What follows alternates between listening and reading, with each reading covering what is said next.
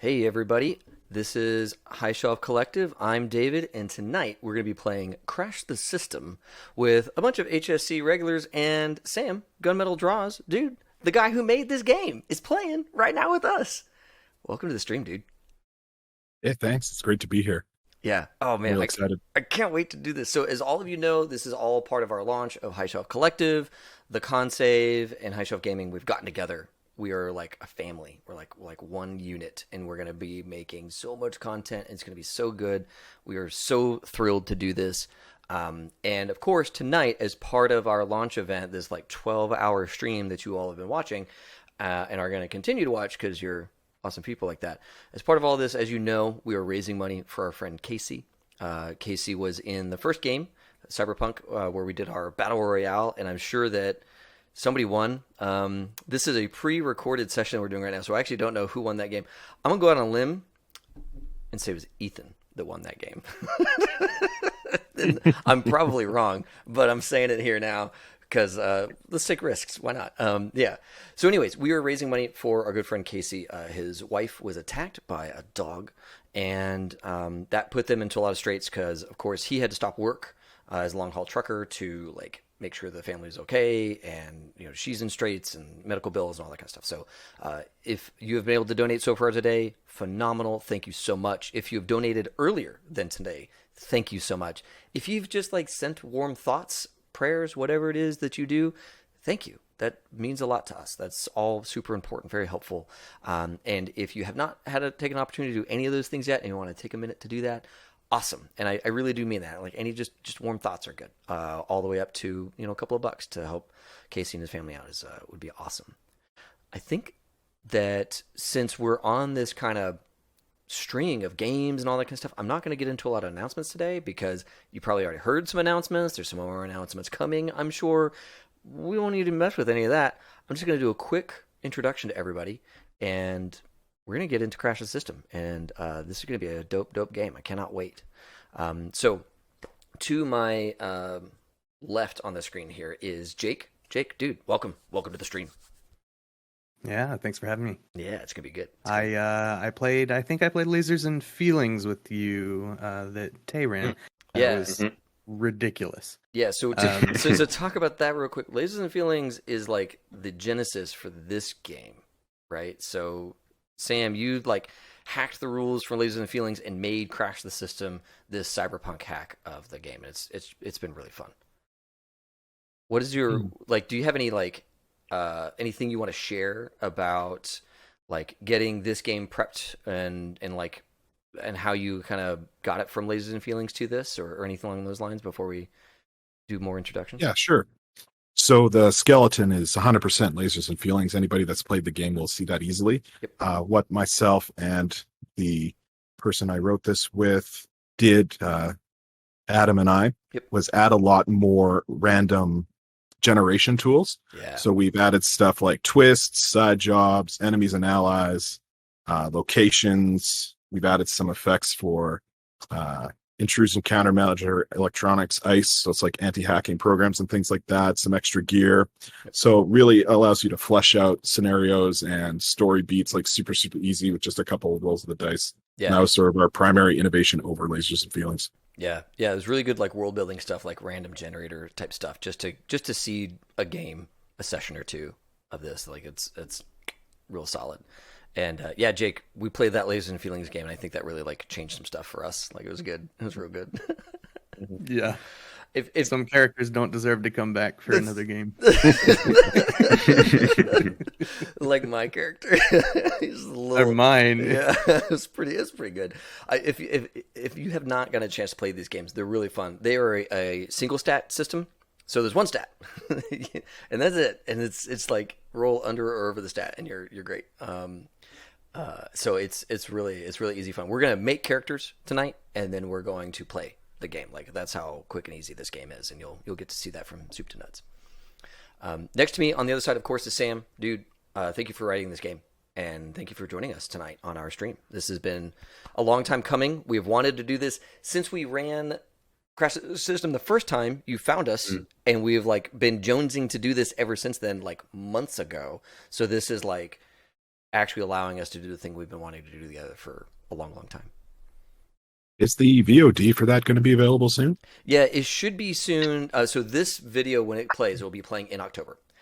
The month of September is our get the entire backlog onto the internet. So our first run of Crash the System is live now on YouTube by the time that people are getting to see this. So yeah, it's kind of funny. Like in this moment, it's not live, but by the time the audience is seeing it, it will be live. So there's this like this Byzantine conduit between here and there where we're talking to you from the past. That's right. Into the future.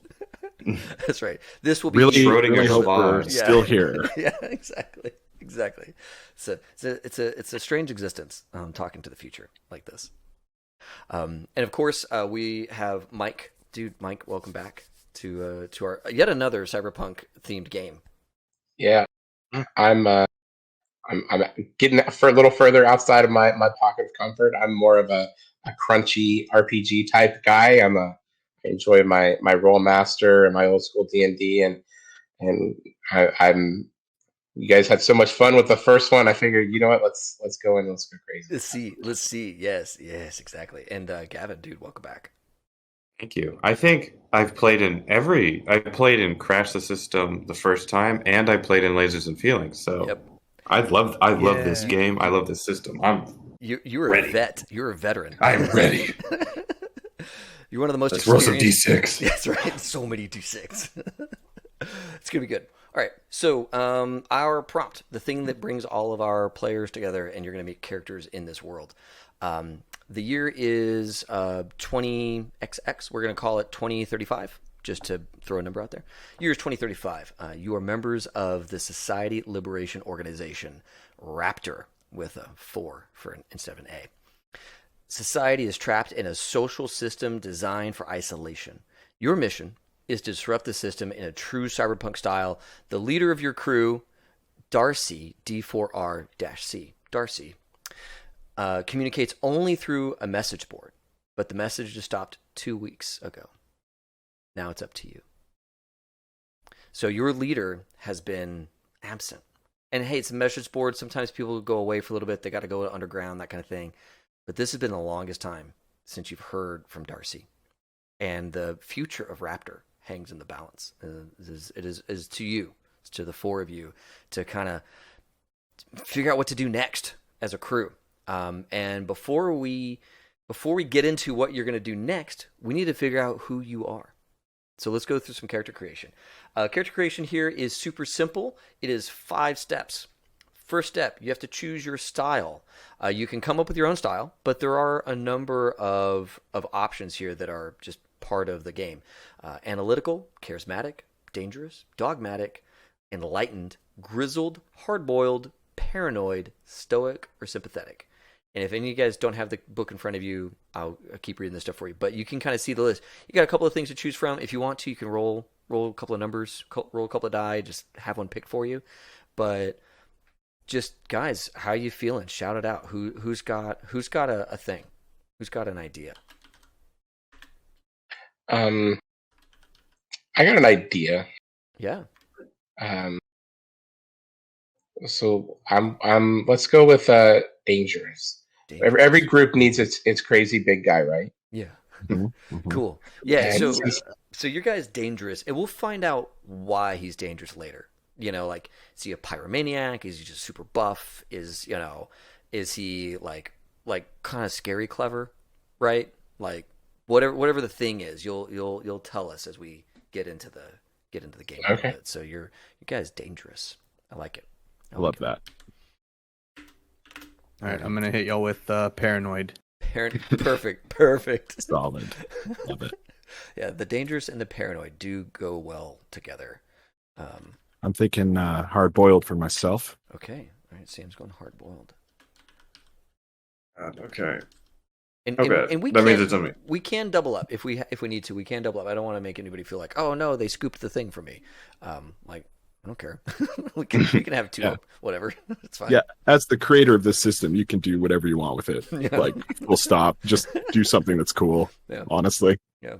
Everybody is sympathetic. My God, it's like the nicest cyberpunk crew ever. Sorry, Gavin. So no, yeah, I have a whole bunch of words in my head, but I think I'm leaning towards bookish. Bookish. Awesome. I like it. I love that. Bookish. If we wanted to keep it in the rules, we might say analytical, but I like bookish. Like, I think bookish kind of says something other than analytical. Like, it's like you're well read, you draw a lot of your like understanding of the world from like literature and maybe even like manuals. I don't know, maybe some of the books you read are technical manuals even. You'll tell us later. Kind of thing. I like It'd bookish. just be like one big PDF, right? That's right. That's right. That's right. Okay, cool. And then next thing we're going to do is we're going to choose our role. So this is like, what do you do within the group? You might have a separate day job. You might be, a volunteer someplace. You may be doing a bunch of stuff outside of what you do for Raptor. But as a member of the, Society Liberation Organization, you have this specific set of talents and things that you do. Now, the words out of this list stem directly from other Cyberpunk games. So if there's any questions about what like a rigger is or a street samurai, let me know and we can get into it. But hopefully you guys can all see the list in front of you. So everything from a corporate to a rocker to a hacker to whatever's on that list. And if you guys got some words that you want to toss out my way in terms of the role for your character. I think I'm going to go Street Sam. Street Sam. Oh, yeah. Dangerous Street Sam. Yeah, perfect. Dangerous Perfect. Street Sam kind of works. It does. Synergy. Yeah, that's right. I'm leaning- going hacker. Hacker. Okay. Paranoid I'm, hacker. I'm leaning towards Yes, ghost. paranoid hacker. Ghost for Ooh. Gavin. Wait. Yeah. Bookish ghost. All A right. bookish I ghost. like that. I like that quite a bit. Okay. Sam, what do you And think? I'm thinking private recovery agent. Private So- recovery agent. Is that like a Thinks- corporate investigator? Sort of. It's kind of like, like a hard-boiled detective like Humphrey Bogart Mm-hmm. crossed with Dog the Bounty Hunter. Okay. Yes. Okay. So So it's not that I just do the normal private detective stuff. Sometimes I also just Yeah. have to like go pick up people's kids from school, yeah. or pick up delinquent lovers, maybe recover criminals that the regular, police force just can't be bothered to do because it's kind of a hassle or it's in the sewers Yeah. or something. So Cool. Yeah. So you're a general like clever man at arms that people can hire. You've got some smarts to you. You can do some investigation if you need to, but you can always go full Dog the Bounty Hunter mode whenever you need to with the sunglasses and the SUVs and the guns. thematically, I'll probably stay away from Dog the Bounty Hunter, but Sure, the career overlap is there. Yeah, fair. I like it. Good. Is that everybody? Yeah, that's everybody. Private recovery agent, Street Sam, hacker, and ghost. That's good. That's real good. All right. So next thing you got to choose, you have to choose your stat. There's one stat. So you choose your number from 2 to 5. You are rolling on D6, right? So if you needed to roll under your number, it is better to pick a high number for that. So like if you always wanted to roll under whatever your stat is, then you want a 5. If you always want to be rolling over your stat, then you're going to want a 2. And the reason why you do one over the other is the low number is, if you go low, then you're better at crashing. And crashing is the kind of like acting with passion. It's, working a crowd. It's, being disruptive, illegal activities, all that kind of stuff, talking to people, that stuff, that's crashing. And then the other number, if you're going for a high number, it means you're better at systems. So technology, hacking, bureaucracy, working within the box, like logical, analytical action, that kind of stuff. So if you want to be really good at crashing, pick a low number. If you want to be really good at systems, pick a high number. And what'll happen is, as we're going along, if you say, "Oh man, I'm just gonna like convince that guard to let me in," I'm like, "All right, well that's a crashing roll if I ever heard one." And then you're gonna roll your die, and you need to roll under whatever your number is. So if it's a 5, you're probably gonna make it. If it's like a 4, you're probably still gonna make it, because you're gonna roll like 1 or 2 or 3 d6. depending on how things are going. You always get 1d6, and then the other 2 come if you're an expert in whatever you're trying to do, and if you're prepared for whatever you're trying to do. So if it's like you're trying to react to something that happened, well, you're probably not prepared for that. But if you are, you've been scoping out the situation and now you're ready to act, that's a prepared person. You get an extra die. So so your dice pool is always from 1 to 3, and it's just a matter of, can you roll under or over or on the number that you pick. So just so I know, just so I can like note it here, how are people feeling in terms of numbers? I want to pick on you, Sam, first, since you made the game. I want you. That seems fair. I want you to tell me your number. I think as a generalist, I'm gonna have to go with 3. Okay. So 3 is one of those interesting ones, right? Because if you're rolling like 2 or 3 dice, you're probably gonna end up with a couple under, a couple over, right? 1 or 2, right?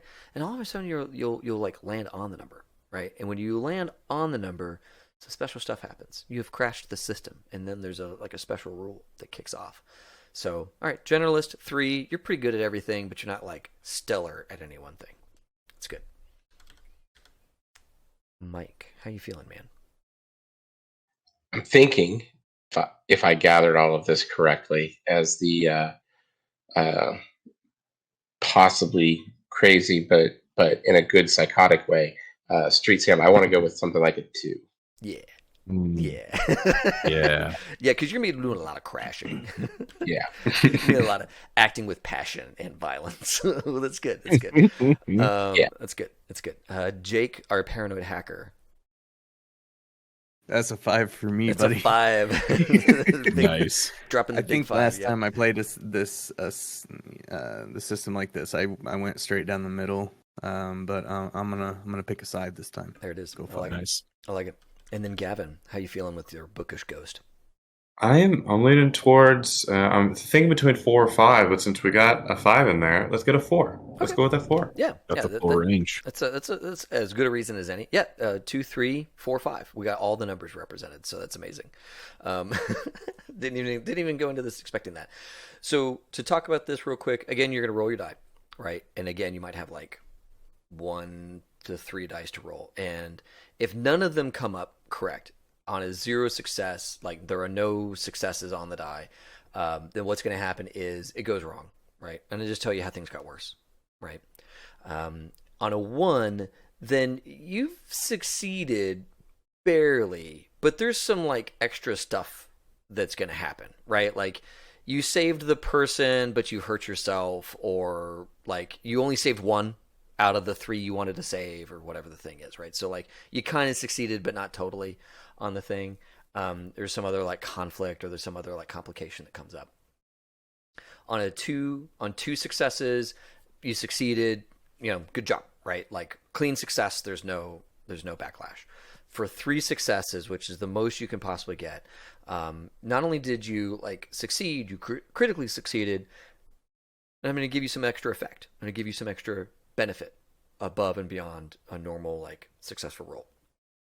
Now, if you roll your number exactly, so if Gavin, if you rolled a 4 on your stuff, we consider that crashing the system. And so not only did you succeed, that counts as a success, but you also get special insight. You get to ask me, what's really going on?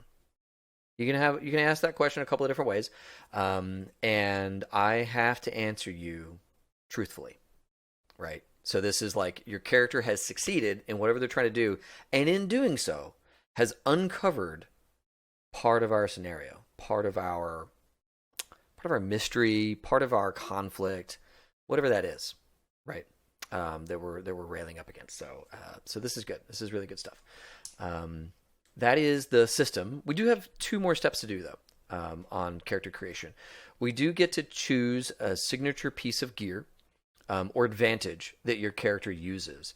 There are some examples in the book, like portable clinic, a loyal fan base, illegal military grade weapon, stuff like that. I trust that you guys can go through the list, kind of look through that, come up with some ideas of what you want for gear. I'm gonna roll some dice to figure out our conflict real quick. But guys, if you have gear or an advantage that you want your character to have that you can draw upon during this game, shout it out to me. Yeah, I've got one. Okay. Go ahead. I want to have a projectile-based multi-tool, a PBM. Okay. And by that, of course, I mean a gun. Okay. Awesome. Cool. So yeah, you have an illegal gun, right? Like it's so good. It's like, no, you're not allowed to have that, but it's crazy good. We'll figure out why it's so great, right? Okay. I want a book bag, but there really needs to be an emphasis on the book or quotations around the book of the bag. Okay. So quotes around book. Got it. Mm-hmm. So it is definitely a bag. It's definitely a bag. It's definitely a bag. It's just a question of, is that a book in there or is that a bunch of doorknobs that you hit people with? Or what inside, like it's a sandwich or it's like a grenade or it's like, we'll figure out what you mean when you say book bag.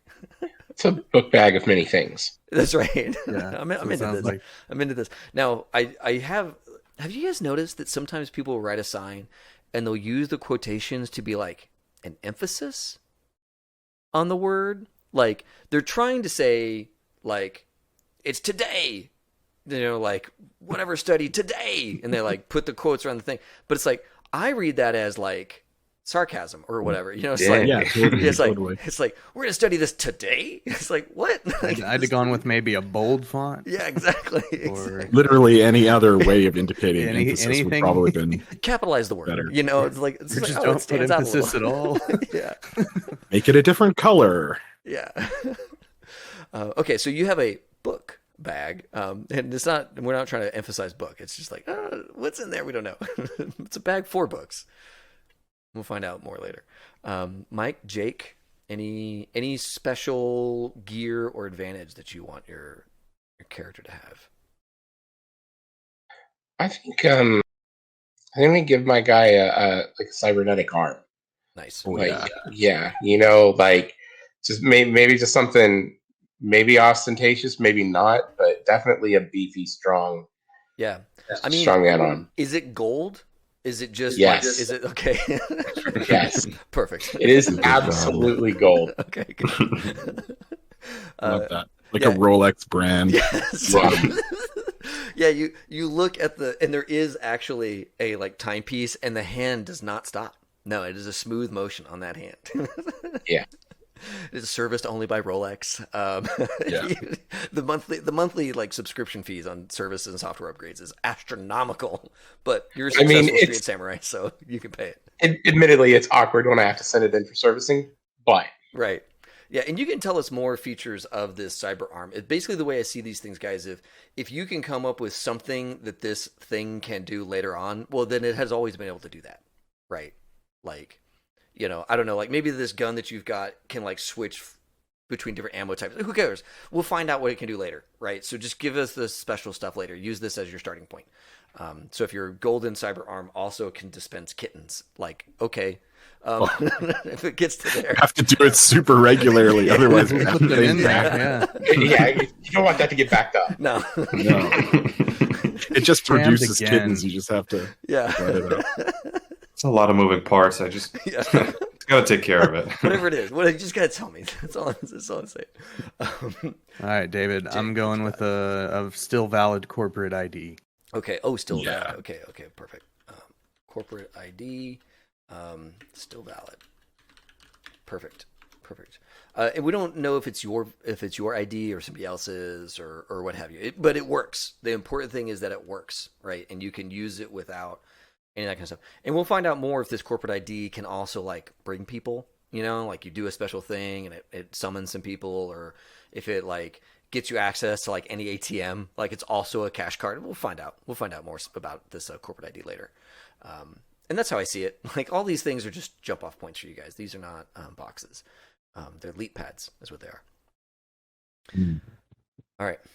Last thing is I got to know your character's name. I got to know like, what are you called in the street? Fluffy. Okay. My That's dangerous awesome. street samurai is called Fluffy. It's like a boy named Sue, but like way worse. Yeah, Yeah. way worse. My character's name is O-Vision, but of course in lead speak. Oh, So good. the So I's 0. and the S are 5s and 1s. And People call them Viz, O-Viz, all that kind of stuff. is it a Z instead of an S? It's a 5 instead of an S. Oh, okay, gotcha. All right, so just so I got it I right, pasted it in the chat too. okay. Good, thank you. Oh, look at that. I'll just just grab that. Oh wait, where did you put it in the chat? I put it in the crash system. Oh, okay. Oh, I didn't press send. I'm a dummy. There it is. Oh, look at that. All one word. That's good. I got that wrong. So let me fix that. Whoops. Paste without formatting. No. Just listen to me and do the thing. No. Control Shift V. Yeah, right. There it is. Okay. Google Docs wanted me to install something in order for it to do Control Shift V. I was like, no, no, stop it. I hate everything. I can't let you do that, Dave. That's right. Google Docs, why are you doing this to me? Control Shift V has existed for decades. It's like, I know you're playing this game about Cyberpunk. I must disrupt you. I must stop this. Okay, Sam, what you got for a name? My character will be known as Marv Malone. Marv Malone. I love it. Marv. That's good. Jake. I'm home alone. My name is B1Z-3, otherwise known as Busy. You can call me Biz, though. B1Z-3.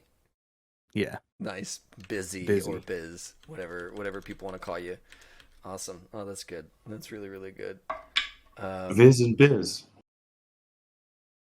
Oh my god.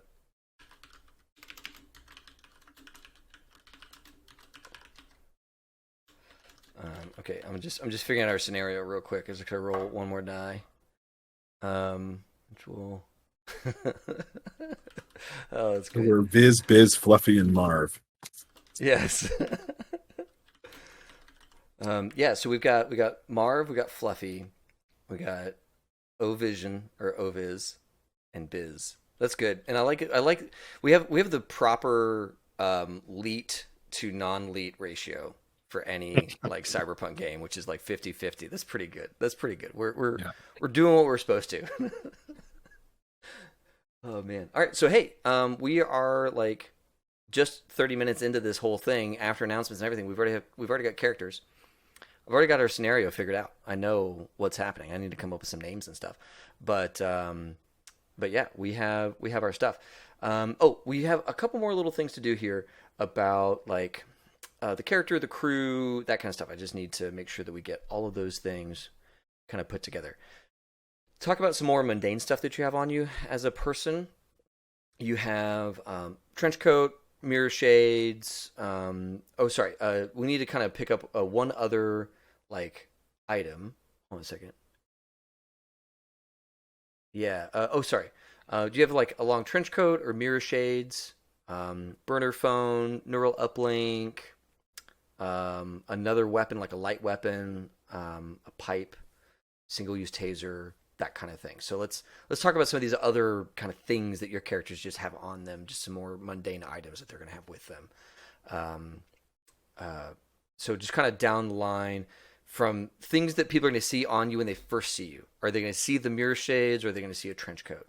Or are they going to see like some kind of like pea coat or, straight jacket? I don't know that your character, but some sort of like outward bit of apparel that everybody sees when they first see you. So are you looking for a single thing, or are we doing like a character description at this time? Yeah, this is kind of like character description type stuff, but it's important to note that you're going to have some kind of like article of clothing that anybody can see. You're definitely going to have either a burner phone or a neural uplink or both. And then like some kind of other weapon, knife, pipe, taser, something else that you have on you that you haven't already mentioned to me yet. So yeah, just rough description and make sure you include a couple of things like how do people get a hold of you, what do you look like, or what's your outward apparel, and then some other piece of thing you have on you that can do harm to other people. I think my character's like noteworthy clothing item is probably a hooded balaclava. Okay. And if okay, they have just little lights on the sides of the eyes that you can turn on or off. Yeah, yeah. And they are probably wearing tights. And yeah, that's about it. They have that book bag, and that, and their weapon. Yeah, I need to think on the weapon, but that's kind of the general description. Tall, lanky, wearing tights, hooded balaclava. Love it. Any other things? You guys just shout them out to me. Yeah, I think I'm gonna have to go trench coat, switchblade. Trench coat with a switch. Sweet. I'm going. I've definitely got one of those gambler's visors, the green ones. Mm-hmm. And then I've got a button-up, like white shirt. And on the cufflinks, that's where I want some kind of switchblade knife situation. Oh, on his cufflinks, like a hidden blade that you can pop out into your hand, or like the cufflinks are blade and you gotta like get them. How do you the cufflinks are the blades, but you put it in your hand to get people. Okay. Yeah. What about like one of those monofilament things? Oh, like a garrote kind of thing. Monowire. Yeah. How do you feel? I think I might go with that. I like that idea. Because then, you like clack them together, and then you've got your monowire. And pull. Yeah. Okay, but I like that. Cool. Cyberpunk AF. Yeah, man. Cufflinks. And then some like really baggy Jinkos. Okay. They've come back in the year 2035. They have. They're back now. So I mean, they're due to make a resurgence again, like an ironic resurgence in 2035. Mm-hmm. That turns into holograms of Eiffel 65 are touring, and that's good. That's good. So certainly, definitely has a neural uplink. Yep. Fluffy does. As for what article of clothing you see first that draws the eye, it's going to depend upon the person looking in. Because in my mind, Fluffy is an amalgamation of 3 characters. Sweet. So it's Harley Quinn. Okay. Conan the Destroyer. Uh-huh. And Gabriel Iglesias. Okay. Yep. So I'm seeing like a battle dress, like a battle. Oh no, I'm talking like a Hawaiian shirt, like a bright red Hawaiian shirt and gold hot pants to match the arm. Yeah. Yeah. So with pigtails, because pigtails. Love it. And for my weapon, David, my character like tiger claws. Those are the things you put on like your pinky and index finger, and you have like little claws in the middle of your hand. Yeah. No, they're not going out; they're going in. So they're like you can like climb and stretch. Yeah. So you're in there, you're holding it, and they're coming out of your. Got it. Cool. Yeah. Cool. Yeah. Cool. So yeah, people get in close, and you're like tiger claw. Or if you have to like climb a building, you're like tiger claw. Yeah, good. I like it. Got some options there. That's good. All right. So, player goal: disrupt the system in true cyberpunk style. That's as a player, that's your goal. But character goals: choose or create one. Right? Expose the truth. Create a free community. Finish one last job. Assert the greatest hacker. Take down a corp. Free a captive AI, or just keep being awesome. Those are the goals that are written here. If you have a different goal for your character, let's have it out. Let's find out a little bit more about what drives these characters. Why are they with Raptor? What are they hoping to achieve here by being part of this community? Mm-hmm. I need to think on the goal, but why I think Oviz is with Raptor is because they're like somewhat off the grid, maybe, and that's how like they stay away from everyone. And so they have a shit ton of old books, Okay. and they don't care at all about the goal, but they have some really nice old books. So And you're here for the books that Raptor yeah, has? the collection. Yep, the collection. So we're going to get into what Raptor has in a second. We're going to describe Raptor in a second. So I'm just going to Raptor lots of old books. All right. So got a note there. All right. Good. So your goal, I would think, maybe is to like. It sounds like your goal is going to be rather book oriented. So is it like to write the next great American novel? Fucking A. Okay. And you're out here getting that experience that you need on the streets, so that you can write the next great American novel. Exactly, and I get paid in other ways, so I can get more books to write the novel. Right. Yeah, you gotta get all your inspirations. I like it. Okay, good. What a gosh, man. Who's the author? Not author. What the painter? Frank Lloyd Wright. Like, what a Frank Lloyd Wright like inspiration, like straight out of the 50s. Like, it kind of fits here too in the world of cyberpunk, because it's always like this look back to the way, to like nostalgia of the way things could have been or were. So yeah, we've got a novelist with us. That's great. I'm always looking to experience, true grit, so that he can then take that and become the writer he knows he can be. Any other goals out there? I think just expose the truth seems like a good one for a hard-boiled guy like myself. Oh yeah, exactly. And these things matter, guys, because it's going to come up later. You're like, hey, my goal is expose the truth. I'm an expert at this bit, or I'm prepared for this, right? Because this is my goal. These are things that fuel me. I got my switchblade. I'm prepared to stab somebody. I got the thing to stab somebody. Whatever. All of these things influence system stuff later, so it's good. It's good. I think that Fluffy is his goal is to kind of protect Raptor. I think that Fluffy's got a little too much metal in him, and he's just got a very thin grasp on humanity, and he knows that he's on that edge, but Raptor has been like a family to him, and he knows that there's nothing he loves more in the world than to cause as much destruction as possible in a single given direction. But he's not capable of picking a direction.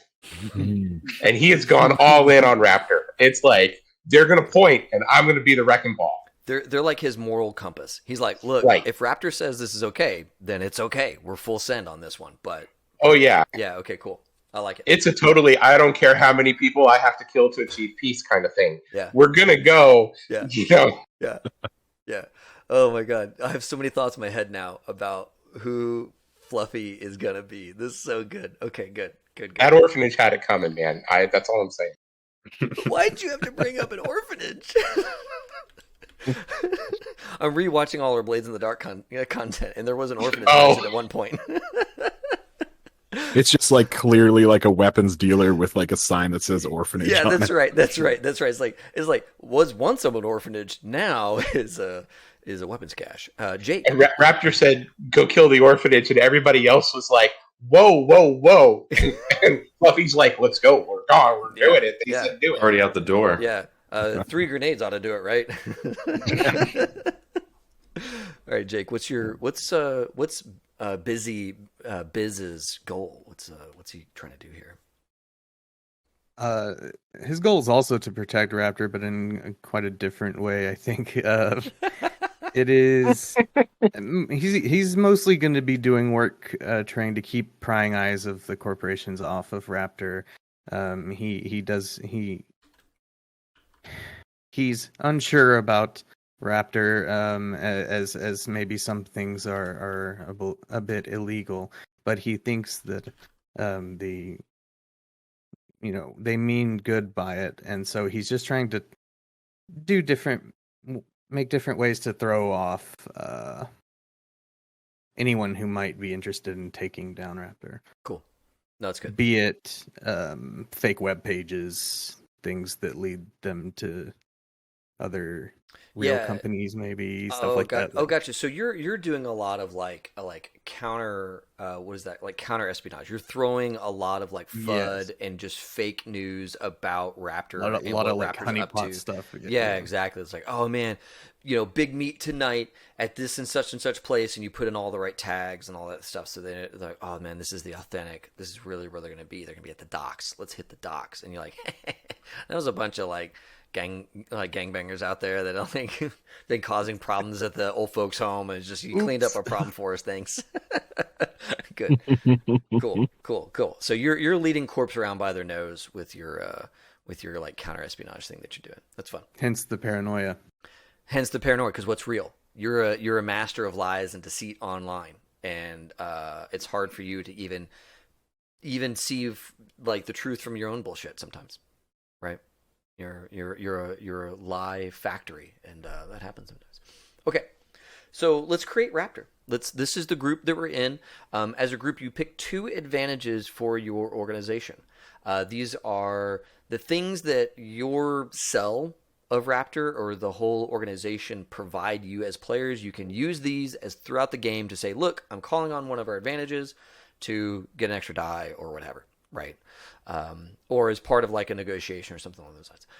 In the book, we've got a couple options. Of course, there are more. If you guys can come up with something good, we'll use it. Untraceable communications, experimental ice. And ice in this world is like firewalls and things that defend your network from attack. And like ice in the world of Cyberpunk actually kills people. So generally, like if you read all the William Gibson books and stuff like that, like black ice fucking fries net runners or like hackers, like that's just the way it works. So that's what experimental ice means. Secure safe house, well-stocked armory, an AI ally with a legitimate front. So like this is good. Like there's actually a legitimate front out there. VR suite or a chem lab, right? So what are 2 things that Raptor has that we can use as advantages? Now we know that Raptor has a lot of books because that was a requirement for Oviz to be here. But what are some other things about Raptor that we get to add to make Raptor stronger for us? Well, I think knowledge is power. So well-stocked armory could also be books and guns. Just kind of an all-encompassing. Pen is mightier than the sword, so there's like a stationary section. To a sword section. Some guns are also there because it's like 2035, and it's just the gun laws are real lax, so you can just get them on every street corner. So I'm gonna say armory, probably something we got going on. You guys down for a well-stocked armory that also happens to have like anything you'd ever need from stationery, including different types of paper, the wax seals, the various pens, quill and ink, whatever you need is all there. I see you shaking your head. Fluffy spends his off time as a stock boy. It's great. Yeah. He gets the boxes from up high. It's awesome. All right, so I'll put in the store. Yeah. So good. We have a well-stocked armory. All right, love it. Okay, great. With a robust stationery section. This is going to come up later on, I'm sure of it. Okay. One more big advantage that Raptor provides the group. I think to kind of go off stocking and a robust stationery, maybe a legitimate front too, where we're like selling these sort of, we sell you whatever. You can buy guns, you can buy, cards for your grandmother. Just stop by. Like a Sanrio franchise, we have all the Hello Kitty stationery. Yes, but also you are a front for disrupting the world. Which I mean, Hello Kitty fits. I mean, it's pretty good. I'm legitimate front. We all down for. You have a legitimate front. Yeah, that's fine. Okay. Sure. Okay. And does the legitimate front, does it overlap with the stationary situation? Is that is that what I'm to understand? That like, I'm sorry, the legitimate front is like stationary or a bookstore or something like that, that utilizes all this stuff that you have available, or is it something else entirely? Is it like a coffee shop or a little tech company or something along those lines? What are you guys thinking?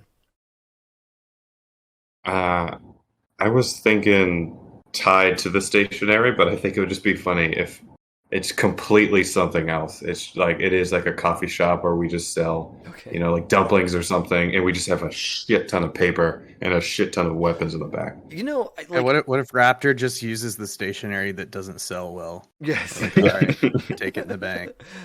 Yeah, good. So, like there are some of those places that are like, it's a bookstore, but really it's a coffee shop, right? Mhm. Like it's a bookstore that did coffee, and then the coffee did so well that like the bookstore becomes smaller and smaller. So like you're really a coffee shop, right? But you've got some books, you've got some stationery, and you're always trying to sell that stuff.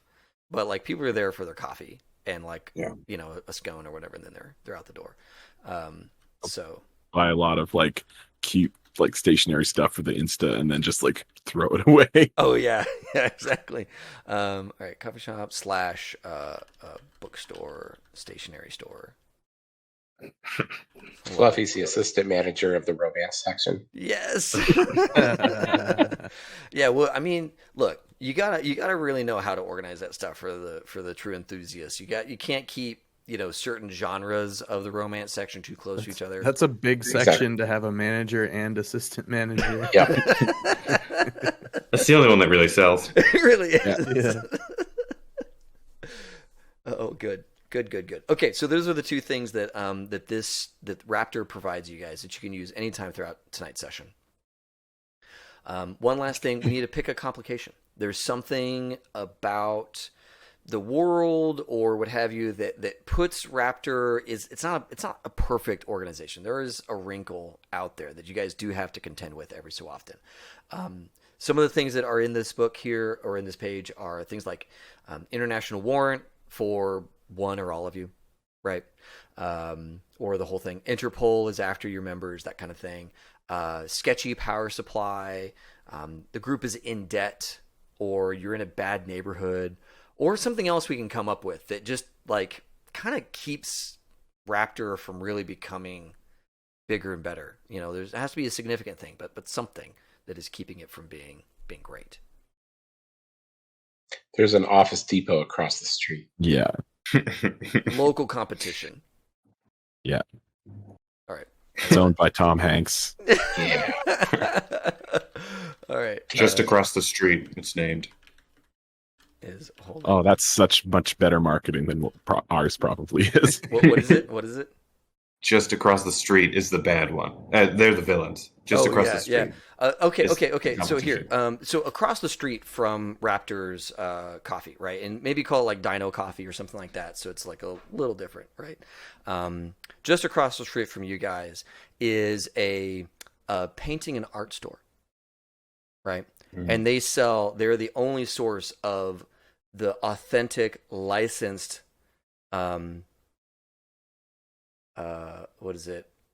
Boss. Let's see here. Hold on a second. Bob Ross. If we switch the letters around, becomes Boss.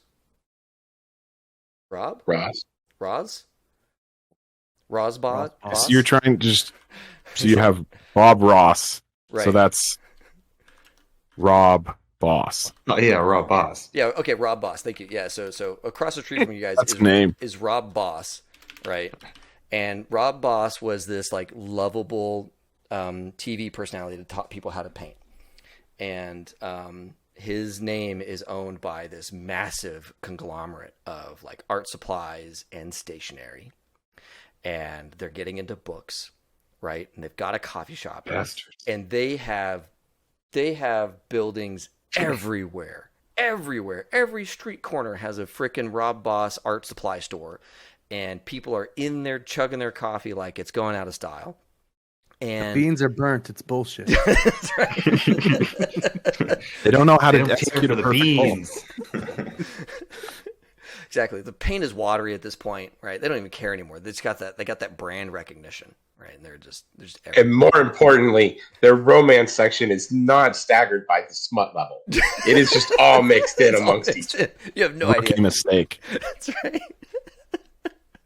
Oh my god, that's We good. can't even walk into that section. It's too bad. No, So no. That's yeah. You need an ID to get to that section, and then they don't. He got arrested the last time he walked through there. Oh my god, yeah, that's right, that's right. You had so many notes to give. They said, "Sir, you're causing a disturbance," and you were Just dangerous. like 50 so post-its and, on the note. and like you're dangerous, and they know that, right? So it's like, "Sir, you're causing a disturbance. I called the police." Yeah. And they got you out of there, kind of thing. Oh man. All Too right. funny. I love it. I love it. Okay, cool. So we know something about Raptor. We know something about what's kind of holding Raptor back, and that is this like legitimate enterprise that is just cleaning y'all's clocks. And it's like you're starting to lose some customers, and like you know that when you have fewer customers, like then the books start to get looked at a little too closely, right? So like there's downstream some worry here, right? It's not immediate. There's nothing like panicking right now, but like you know that something's coming, right? And it's just not good. So yeah, we have made characters. We have our kind of society all sorted out. We got a little bit of the world going on, and just to kind of paint the rest of the scene for you guys. You guys live in a sprawling megaplex, or not megaplex, a sprawling metropolis, right? The city has high walls that people live in, and that is like the lowest. That is the lowest income population lives in the walls because there's a constant threat of war and violence, and some of people just know that that's like BS, and some people don't, right? Kind of depends on what you know about what's really going on in the world.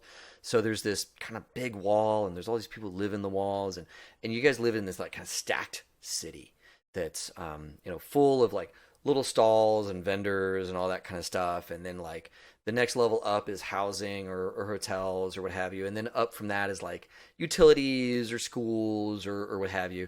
But everything is this kind of like layered approach. So if you go down, you're going to get to some different neighborhoods. They're going to be very different from where you are. If you go up, you're going to get into some different areas. So just kind of remember that you're in this like vertical city that is also wide. So if you go, too far in any direction, you're going to run into something that's very different than your kind of walking shopping complex that you're in right now. That's where you guys are fronted, and you're all in the back having this meeting. And Darcy hasn't checked in again. Darcy has missed their fourth check-in, and they've only ever missed like one, ever. And this is the fourth check-in. Something's up with Darcy. And you all don't really know what's going on there. But while you're kind of talking about that as a group, as the four of you, you get this alert coming in. Jake, Biz, you get a corporate alert. You got this. You got all these like net watch things going on. You're checking the news feeds for all these sorts of things. And wouldn't you know it, but Rob Boss is about to merge with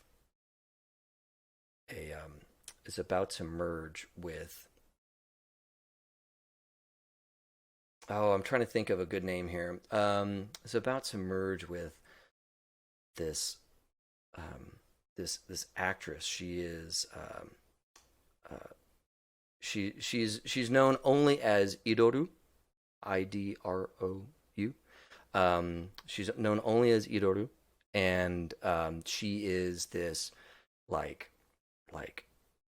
just planet wide celebrity. Everybody knows her. They watch her movies, her how-to videos on the net, everything. She's everywhere.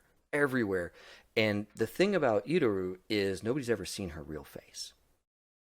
They know that she's a real person, but they've never seen her true face because she has one of those whenever she's online or she's in movies or whatever, even as like a full body shot, she is been digitally replaced as an anime girl, right? With like big long like pigtail type things that come down and all that kind of stuff. What is the like VTuber scene right now, right, where people have their visages replaced? It's like that, but like turned way up, right? Like whoever this person is has gotten all the little like tattoos dotted into their face so that as they make micro expressions, everything is matched perfectly. So like it's known that this is a person, right? And their own like behavioral mannerisms and all that kind of stuff. People watch Idoru like very closely, and they know it's the same person every time because the mannerisms are the same and all that kind of stuff. There's, fan bases. There's a budding religion, right, for Idoru out there. There's all kinds of stuff in the marketplace, and Rob Boss, this like once beloved artist turned into like corporate, like metastasized thing, is merging with Idoru.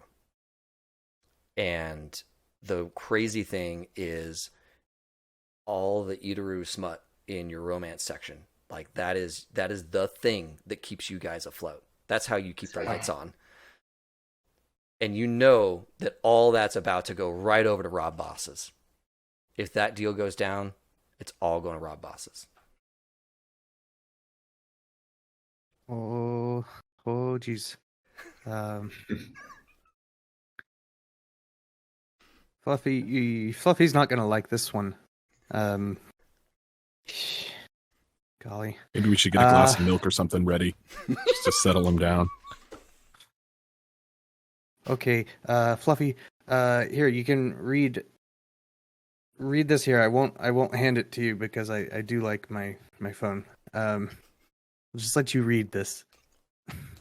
Fluffy's gonna look at it and then just throw his arms up in the air and be like, "No!"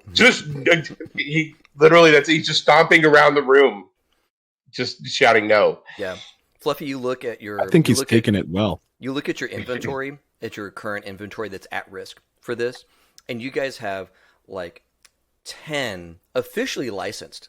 Right, I need to make sure you guys understand. This is officially licensed Idoru like romance novels that her organization has either penned or allowed the creation of, and like you guys are kind of pseudo partners with this organization because you guys have exclusive rights in this market block to sell this these romance novels.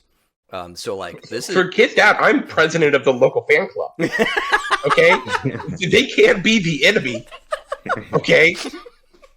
This is a crisis of identities that is unprecedented in recent times. You can't do this to me, David. No. You've shocked him to his very core.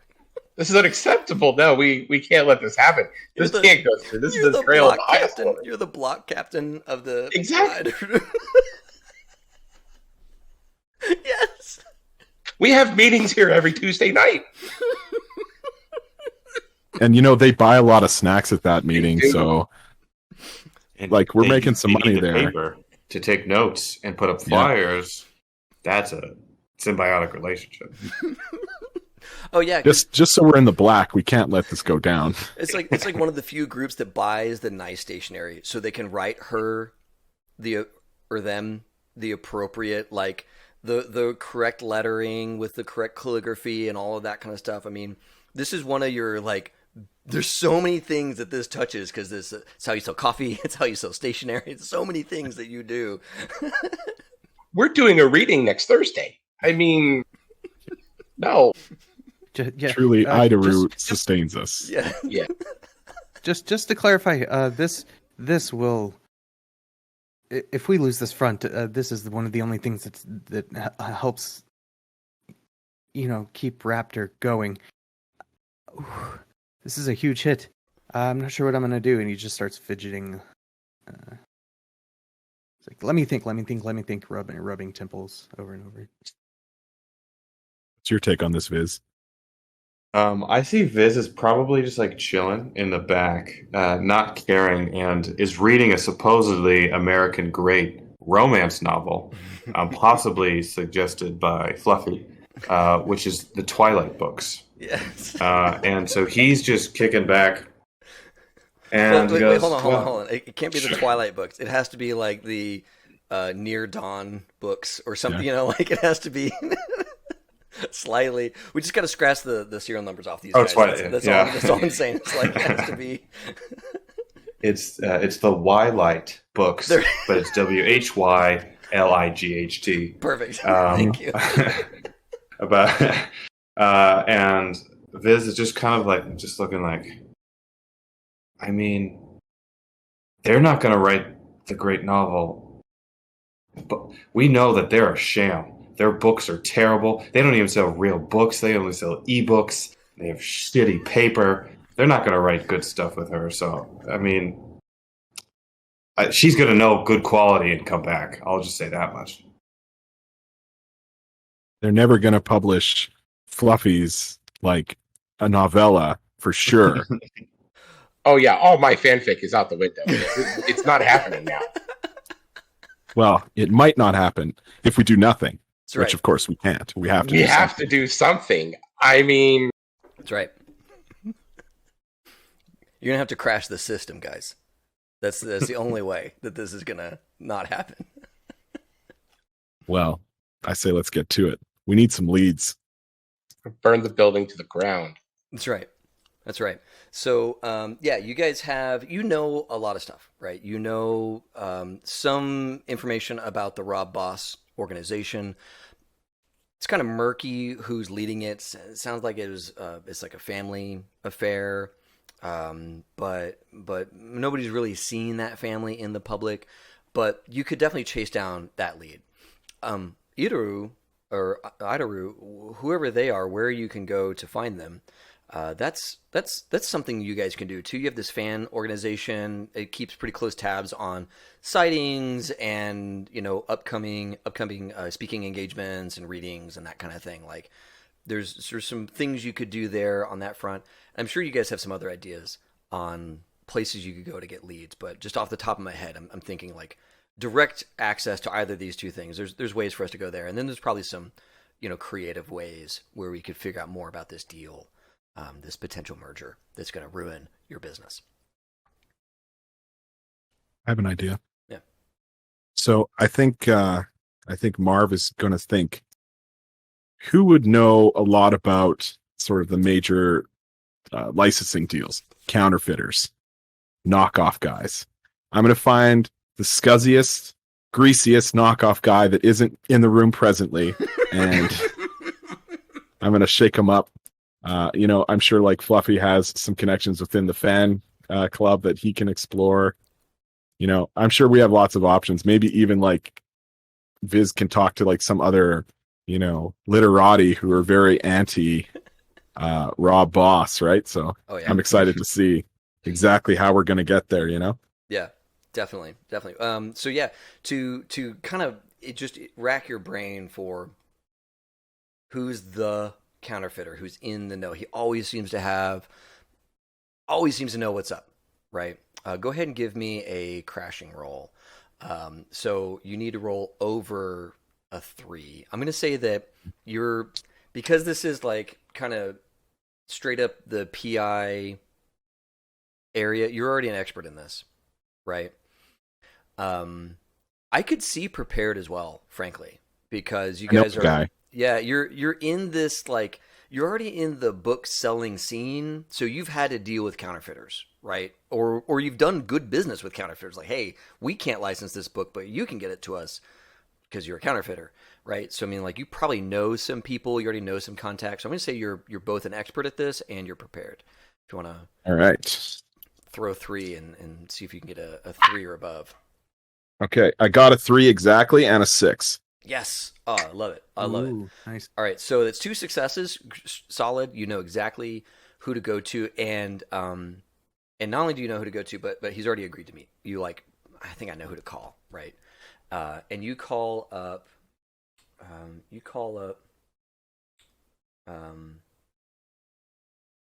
called Rix, R-I-X, right? Mhm. You call up Rix. He's like, it's not prescription. There's an I in there. It's Rix, okay? And you call him up, and he's agreed to meet you. He seems flustered. He seems like put out because news travels fast, especially in the art and literature world here in Mega City. So yeah, Rix is kind of eager to meet. That's upsetting. Yeah, and yeah, because you have crashed the system, what question would you have for me that I will then answer honestly?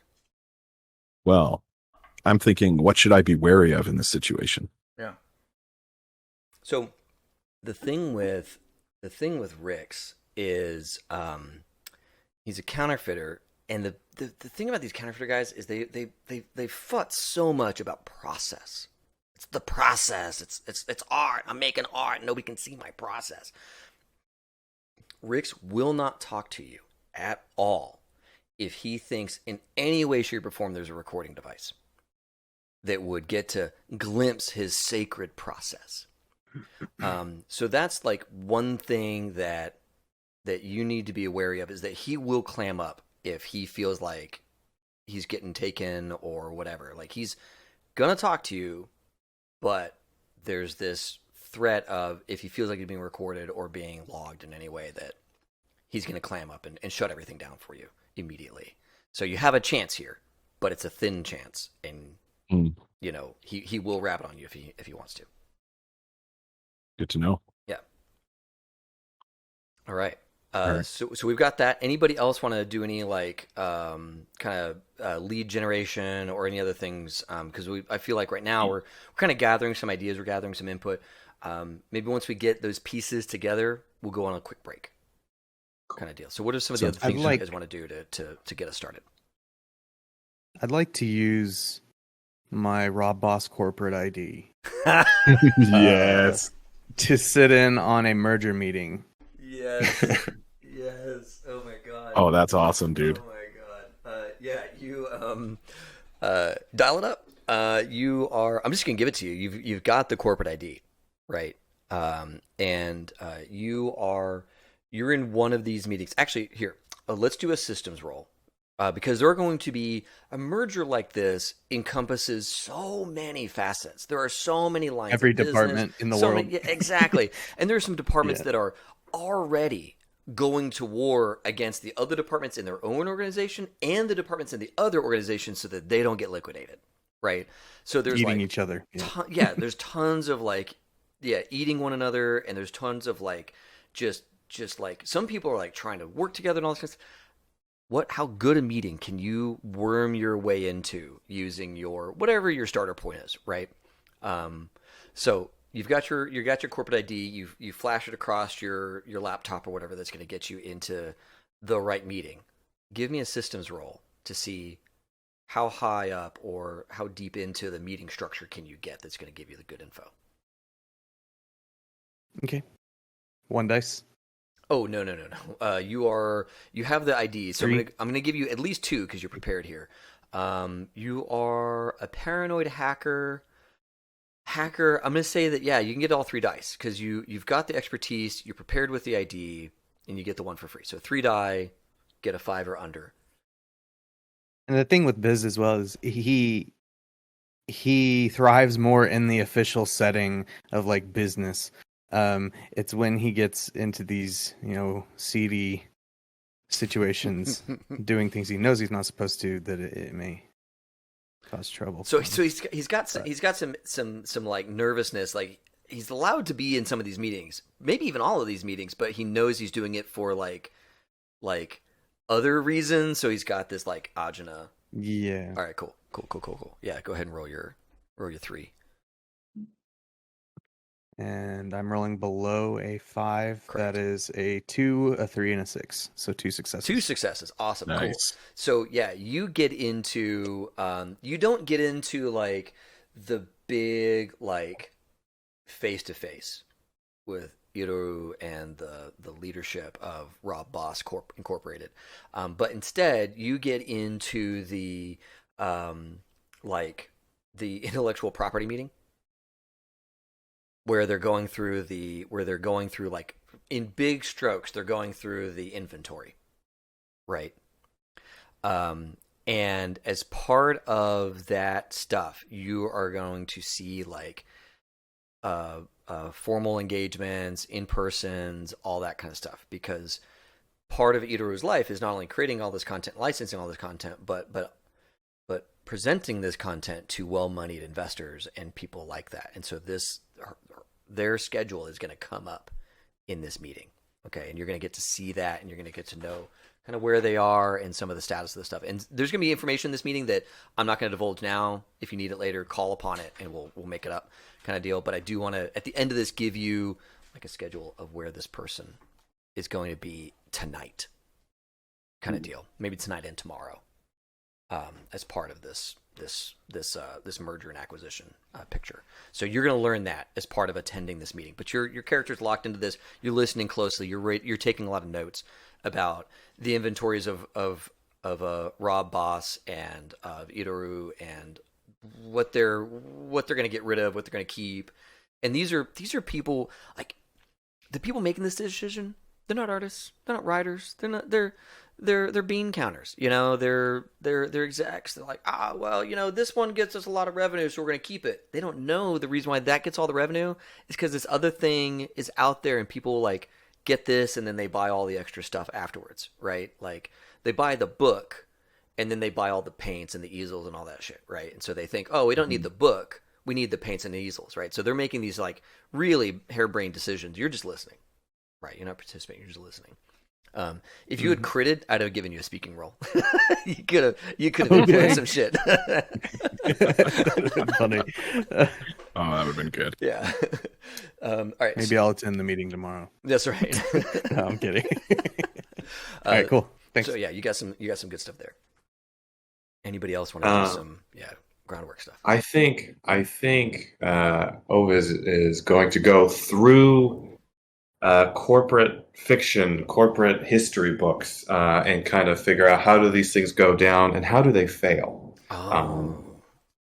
Yeah. Okay. What's that linchpin? If something goes wrong, you take that out, then it all falls apart. But it's going through the book, through the history. Reading a book on Imran. Yeah. Exactly. On the Too large to not succeed. Yeah, exactly. You're reading up on like some animation company and like some sort of like small predatory animal merging, and so you're learning how those things fail, right? You're already bookish, so like you're prepared for this. I don't know, like you're prepared. They have a system. Yeah, like they have a system of like all the books. It's probably in their big ass book bag, which is just a huge duffel bag of books. If not, they also have the armory of like what else? You've got the well stocked armory of knowledge and all of this. So yeah, I'm going to give you prepared because you've got the well stocked armory of that also includes books and stationery, and then you yourself are bookish, so you are an expert in reading and understanding this stuff. So you're pouring over the stuff. Go ahead and give me 3 dice. This feels like system to me, right? Because you're gaining knowledge through research. So yeah. I got 3 successes. I got 2 3s and a 2, and I was a 4, so I had to go under it, right? Right. Yeah, solid. Yeah. Solid. Okay. Yeah. So not only do you know how like generally how mergers and acquisitions like fail, but specifically when a big conglomerate organization is absorbing or merging with a celebrity, right? Like an idol, right? The crux of all of that is ego feeding, right? Because the idol will only do this if it feels good. They're already making more money than they can spend in 10 lifetimes, right? I mean, they're actively trying to spend money, right?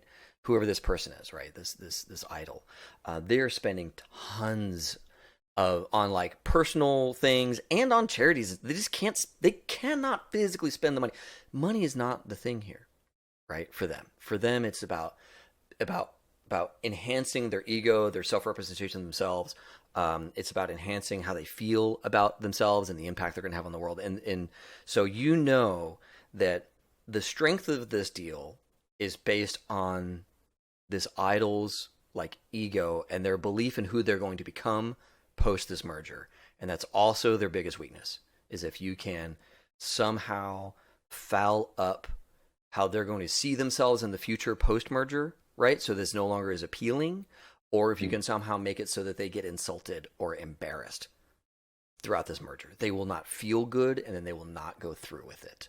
So I'm just going to, those three, I mean, that's a crit. You know the whole thing. You know exactly how to bring something like this down. That's how do you execute on that, right? How do you embarrass like the world's most accomplished, like creative? I don't know. but you know that's what you got to do to sink this deal. Okay, and so just a quick clarification. So there's two ways of doing it, right? There's one way of going to the ego itself and saying, hey, this actually isn't going to be good for you. Right. Or going to the corporate side and going, hey, this isn't going to be good for you. Correct? There's kind of two ways of doing it? Well, so the corporate, I'm going to say that the corporate is a little bit harder to unpack because it's like mostly a financial decision for them. Like they're looking at, we're going to make so much money. We're going to own all this IP. We're going to do all this cool shit. It's going to be great. But the idol is the big weak, because you know that messing with their ego, messing with their self-image, making them embarrassed, playing with their emotions in a way that makes this feel icky will sink the deal much faster than, well, if you run the numbers a different way, you'll see that this is not going to return as the results we think we're going to get. You know, like, like it's much faster to sink this deal if you like make this feel bad or look bad to the idol. Got it. And they probably are like narrating everything, and they're like the dusty tomes upon which, you know, the character is opening, smell of regret and excitement and all, and they keep this like and out loud saying this just at an audible level. Yes. Like anyone next to him, sweet, next to them can hear it. Yeah. So you're painting this picture for everybody about like how a couple of deals have gone south with past like global celebrities when like somebody wore the wrong color to the meeting and they were like, everybody knows that I hate the color pink. Why is this person wearing pink? They must hate me. I can't work with people who hate me. Right? Like these sorts of things are what you're like uncovering and you're like reading aloud to the group. And like really painting this picture of how fragile these big giant mergers can be when you're working with a celebrity like this.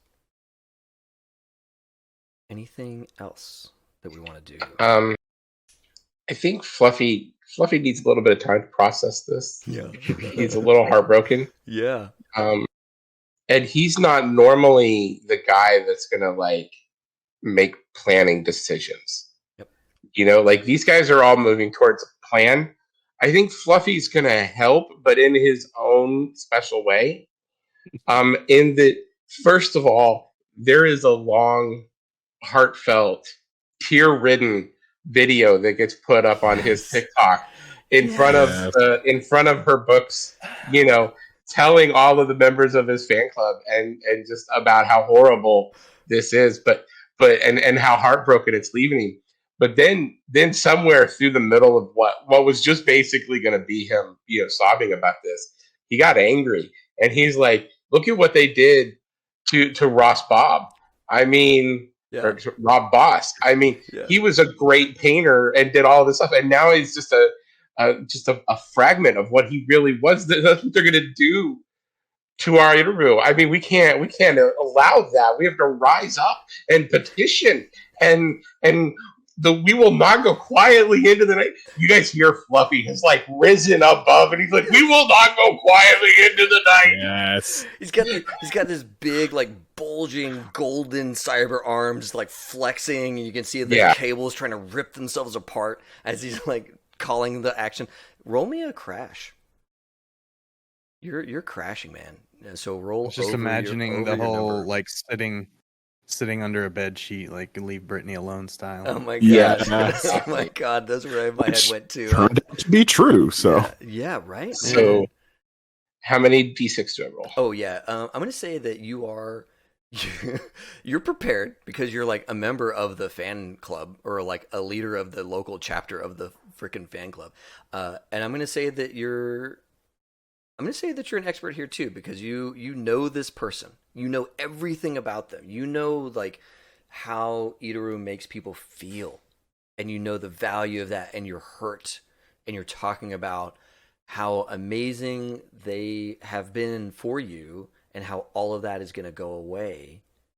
And that just crushes your world and you have to scream into the void for that. So yeah, you got 3 dice on that one, bud. 3 dice. All right, let's see here. So I got a 2, a 3, and a 3. So you're gonna crash this because your number is a 2. Yeah. Oh wait, is That's it a special for critical me too, or success. just because it was a 3? And a crash. Yeah, so you got 3 successes and one, and you get to unlock one mystery about the world that I have to answer truthfully. So you critted. This video blows up. Idoru likes it. Oh. No. Oh shit. He sees that. Oh my god. Fluffy, flat out, 100% faints. Like Cool. you hear a crash. Oh my He saw that and he's down. Cool. He's only done it once before. He fainted that time too. It's now and he's over. Yeah. There's a Fluffy down. He's unconscious in the middle of the romance section. Yeah. Now I know you critted, but Biz, you get an alert. That video is geotagged, and there are people talking about it in the corporate sectors. Okay, this is a crit. All right, there's lots of good, but this is a big crit. It's a big crit. So there's gonna be. I hate to do any kind of wrinkle, but like, come on, you're like blowing up here. Like, there's people gonna notice.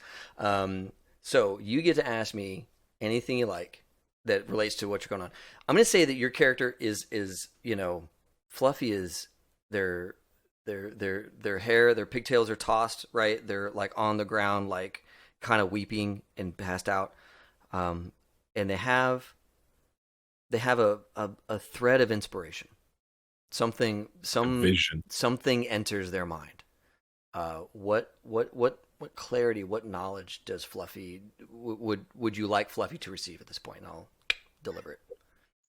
Fluffy. First of all, Fluffy is a big guy, but he is a big guy. Like he's fluffy, so it's not all big muscles. There's some roundness there. Yeah. So he's taking up the whole aisle. Yeah. And he's laying there on the ground, and his eyes open up, and they focus blurrily on the cover of a romance novel that's there on the floor, and it's an interview, and he knows that it's the question is why would she do this?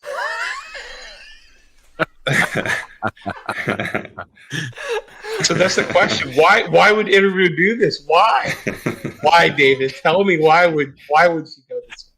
He went under the desk. That's big. He had to retreat momentarily from this mortal plane. I just love that that's the title of one of the books. Yes.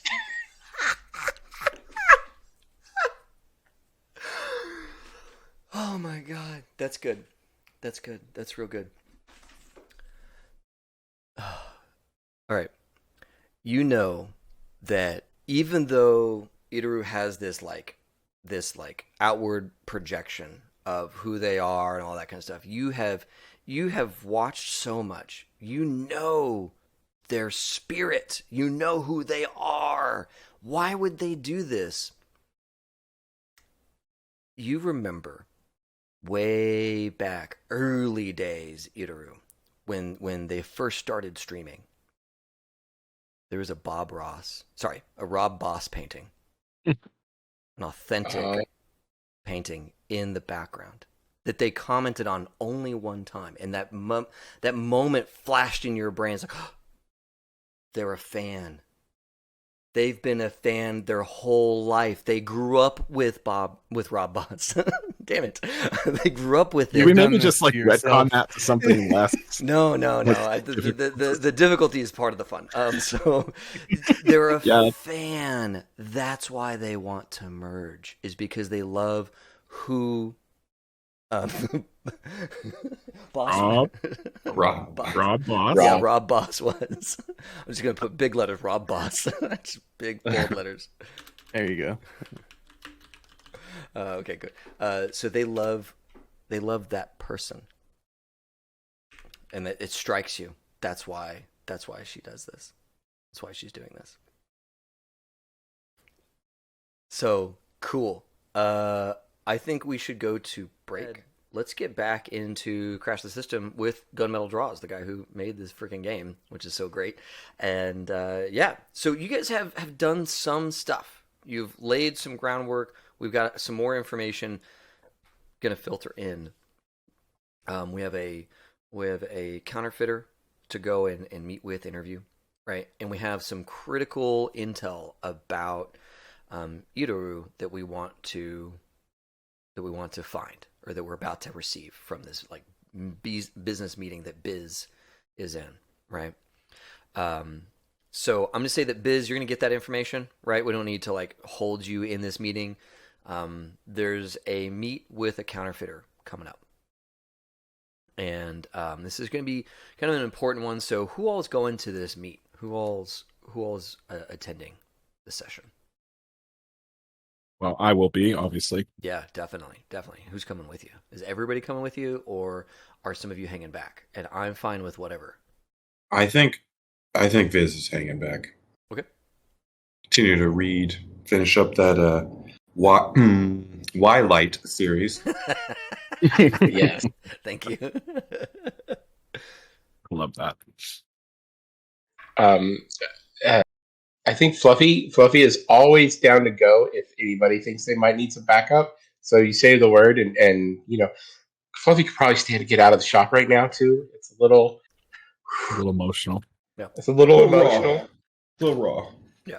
Yeah, I would love to have Fluffy with me. I think that'd probably be definitely the right call. Sweet. How about you, Biz? You want to come, or you want to do other stuff? I think I need to deal with this geotagging situation. You need to stop being so popular, Fluffy.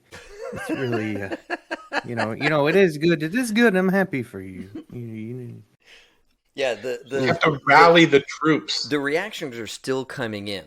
Like they're now like there's already like the first reaction video to your video is up, right? So like there's this thing that you've created is growing, right? It's getting a life of its own at this point. So yeah, Biz, I have some ideas on how to deal with it, but I will defer until after we meet with them. Sweet. Yeah, and it may not even just be just the geotag. I mean, I am listed as president of the fan club, and this is the address listed for the fan club. And it's obviously really shot inside the bookstore. I mean, Yeah. there's a lot of tracks you're going to have to cover up there. Like, Yeah. Wait, what was We're your just what was straight up in the your phone book. what was your character goal here? Hide Raptor from the corpse. It's in plain sight. It's like there's no way. I know my goal. Shut up. There's no you way didn't that they would account for the suspect. fluffy factor, did you? I No don't one know can. what that means. I didn't know what it meant at the time.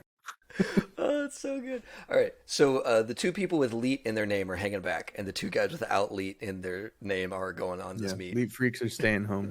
I mean, that does check out. Yeah, that adds up. All right, I want to do the counterfeit meeting first, and then we'll get back to what's going on in the shop while you two are out.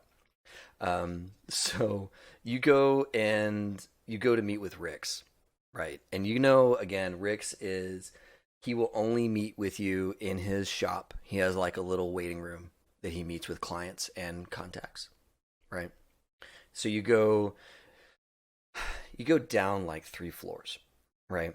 And in this section, you're in like hospitals, emergency services, some like mid-level corporate stuff is down in here. And Rix has a pet shop that he has as a legitimate front, right? And here in Mega City, the pet shop is like rats, mice, other things you can catch and then tame. there's like Pigeons. there's like every so often a dog, and it's like goes for way too much money because like I got a dog, it's so great. There's a lot of like rodents for sale here at the at Rick's Pet Emporium. And so you guys come in and there's all these like cages, and there's the like high school student who's here because they like pets, and they're like, hey guys, what can I get you? You need some rat feed or some bedding material or? We're here for the boss. Personal meeting. Oh yeah, okay. Yeah, he's in the back, just past all the breeding cages and stuff like that. You're hook a left. If you met him before, you know where it is. We'll be all right. Thanks. Okay. And then you see him like type out a message on his computer. And when you walk to the back, right? And you pass like all these like rat cages, and there's like you go through this back door, and there's like breeding cages full of more rats, and it stinks. And then you hook a left, and there's this like nondescript white door that's like opening as you're going to the back area. And like you smell like an overabundance of like potpourri type stuff, like overly flowery, overly fresh type scents, right? You've spoken with Rick's before, probably over the phone. This may be your first time at Rick's Pet Emporium, right? And as you are like coming towards this back door, you get the sense that like all of this like flowery, fragrancy stuff is just to like push out and back some of the rat stench, right? Like he's doing everything he can to not smell his front anymore, and he's overcompensated a little bit as you get back into this room. And sure enough, there's like the little like Scentsy candles or whatever, the like the like oil with the candle underneath it. There's like 4 of them in here. Arrayed just so. Yeah. He's just doing everything he can. And 6 fans pointed the other way. yeah, exactly. Just trying to get some airflow in here. And behind the desk is this like big bald black dude. And he's got like big thick glasses. And he's got his hands are big, but unmarred by any kind of like rat bites or anything. Like you just as you see his presence, like he's well put together, and his hands are like, these are not working hands, right? These are not hands that like deal with the rat cages or any of that junk. They're poised just so on the desk, right? And it's like he's a business mogul in the back of a rat shop kind of deal, right? Which they all kind of are. Right, yeah, exactly. He's got a purple vest on. He's like, Marv, really good to meet you. Go ahead, have a seat. You and your buddy there. He Allow me to introduce my associate, Fluffy. Fluffy, right here. And he stands up, extends a hand to shake both your hands. So, come on in. Yeah, shake his hand. Cool. Fluffy shake hands, and stand ominously in the corner because that's the role here. Yeah, he sees your big golden arm, and he kind of gives you a close look, and you see him like peering at your eyes, right? Like he's studying you a little bit. He's like, hey, Marv, your buddy here with the arm. He's got any kind of cameras on him or listening devices? No, it's just an arm. It's not like that, Rix. He kind of looks at you real careful and is like, all right. He sits back down. He's like, look, you know how it is. I gotta keep my craft. You can't reveal the process, right? That's right. Everything in here has a purpose. I don't want nobody knowing anything. So, and you can see behind him, he has like a drafting table, right? Like one of those big tables with all the stuff, and he's got like, various rulers and the little the little like things that only come from Japan that have all these like little intricate shapes and stuff, and he's got like this huge pen set of micro pens that go down to like 0.000 something microns, you know, or whatever the things are, right? All these different colors. He's got all this gear, and you can see he's pulled a like white cloth over a project, but the cloth doesn't actually touch the project. There's like little stands in there that keep it levitated, so it doesn't actually touch the piece that he's working. I mean, he's got a whole thing going on, right? There's this whole like crazy scene behind him in his little back room, workshop meeting room type thing. And he says, so I heard, I guess you know the news, yeah? Yeah, we know the news. This thing is going to put us all out of business. It's the worst deal ever. Worst deal ever. We're definitely of the same mind for a variety of reasons. It's a But the goddamn question travesty. is, Fluffy, it'll be all right, man. We're going to make this right. Rix is going to hook us up. I like this energy. I like his energy. Fluffy, you can sit, man. You don't need to be all. We're friends here. We're friends here. Fluffy, take a seat. It's been a long day. He's got like a seat in the back, like maybe a love seat or something in the back. You know, you're like, oh, Yeah, it's just like deflate into it, kind of thing. appreciate your hospitality here, Rix. Yeah, it's gonna. We won't impose on you too long. Okay. So, what do you need? How can I help? If none of us like this deal, how can I help you? Well, I need an in. We need to get close to the source, and I figure who is more intimately familiar with the source than you, Rix? So, I do know something. Okay, I know a little something. Look, me and my community, me especially, I've produced some Idoru material here and there, right? I think you guys even care. Some of you have asked me for one or two things, and I'm happy to oblige, right? Best sellers.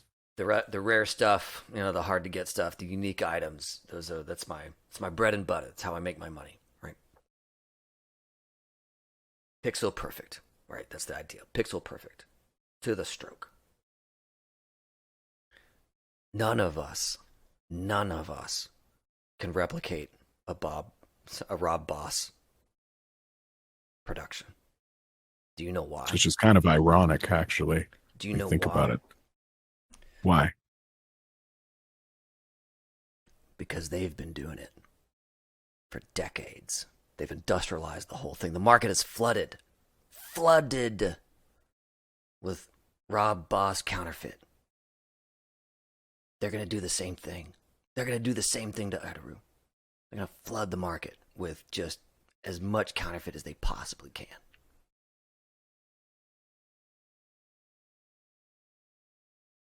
It's a tragedy. It's a tragedy. I know a guy you can talk to who knows how they do it.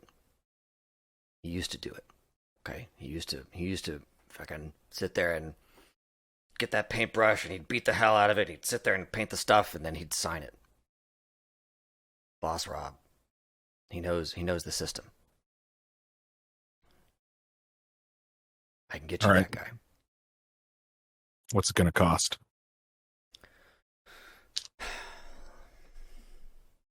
There's one piece of Idoru's I could never replicate.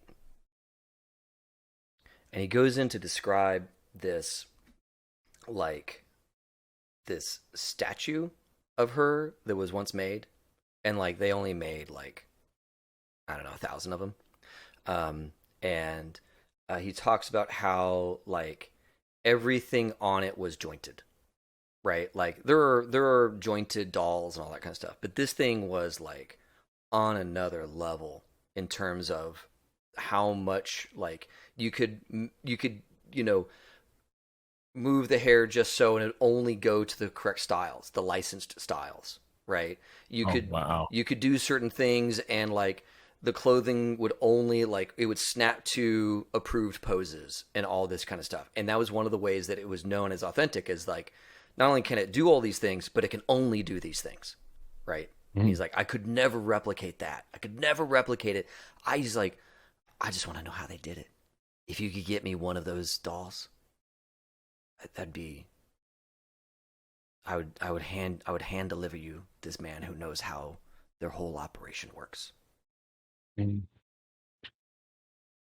right.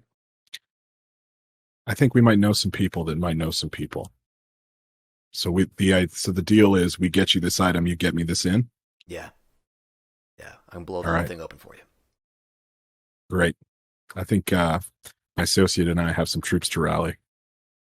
Okay. We'll be in touch. Come on, Fluffy. Let's go do some damage. Fluffy lever himself up off the couch and squeeze his way through the cages. He's going to do a sideways shuffle to get out. Yeah. He's like, shut the door on your way out. Really quick. Yeah. I don't want to smell none of that. He looks over. He's like, I don't know. I couldn't take it too much longer in that room. I almost fainted. That's why I'm still woozy from the first time. Yeah, the potpourri's a bit much. I'm pretty sure I'm going to be smelling like lilac for like and I smoke a lot of cigarettes, so this is coming from me. This is like a big. I mean, I'm fabulous as hell, but there's a limit even for me. Yeah. I don't know how that man works in that room all day. So I think we're just going to head back and regroup if you want to. All right. Cool. Go ahead. I do have to say this, David. Yes. You created a haunting image with rat feed and breeding rat cages. That's scaring me to this moment. All the aggressive squeaking. What is rat feed? What's going on? Why is it? Yeah. There's so much squeaking. So as you guys are leaving, just to add one more layer to this like pet store, as you guys are leaving, there is like a freezer that's like I don't know how to say this, like I don't want to call it rodent food, but it's like food made from rodents for people.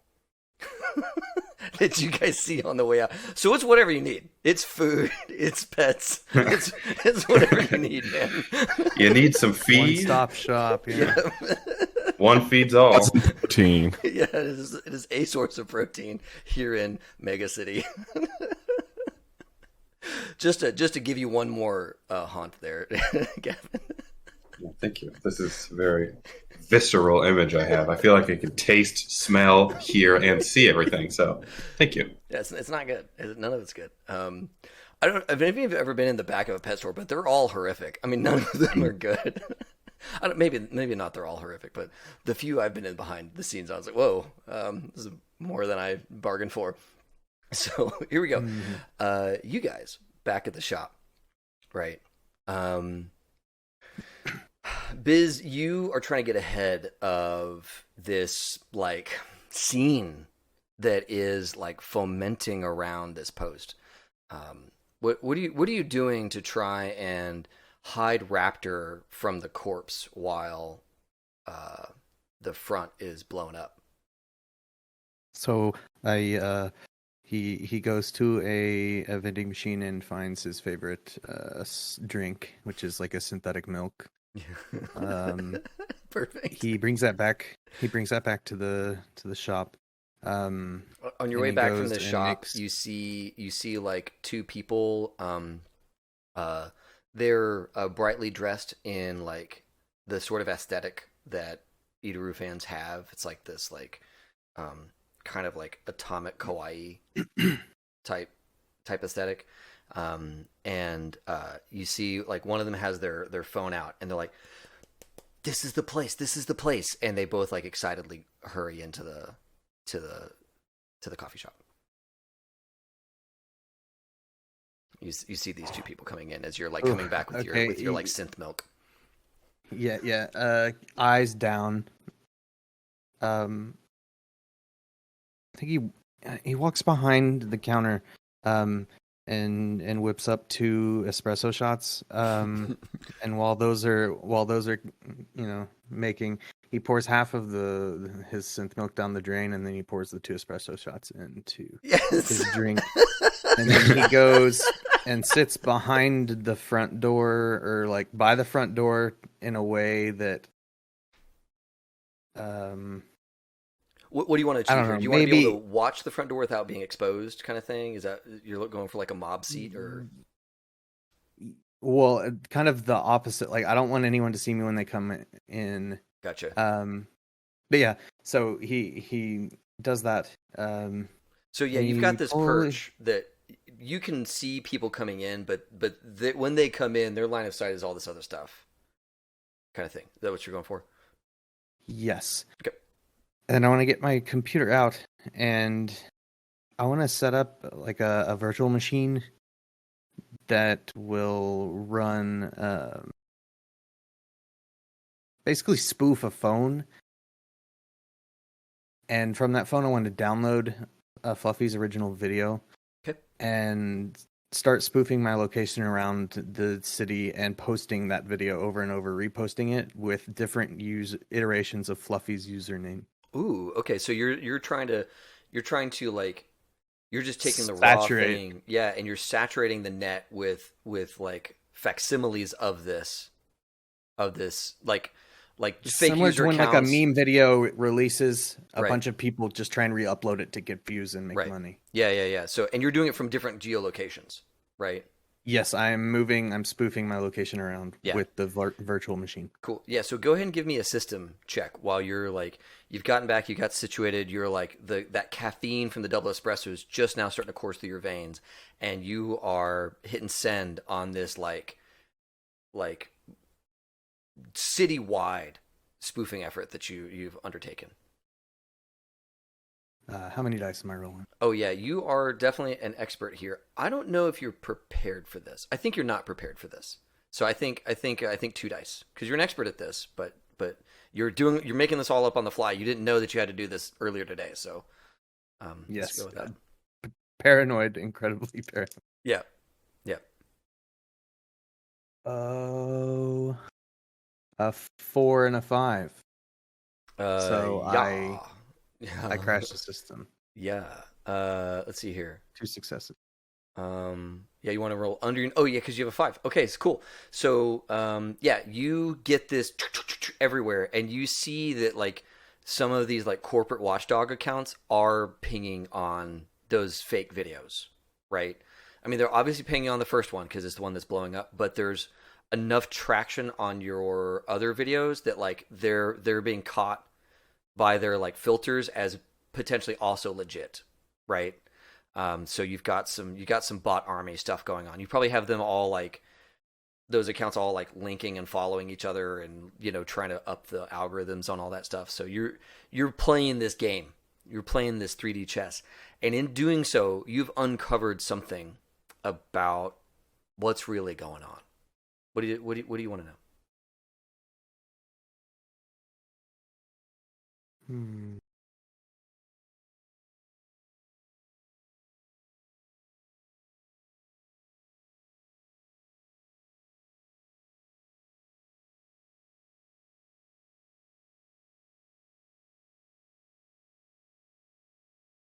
Dang.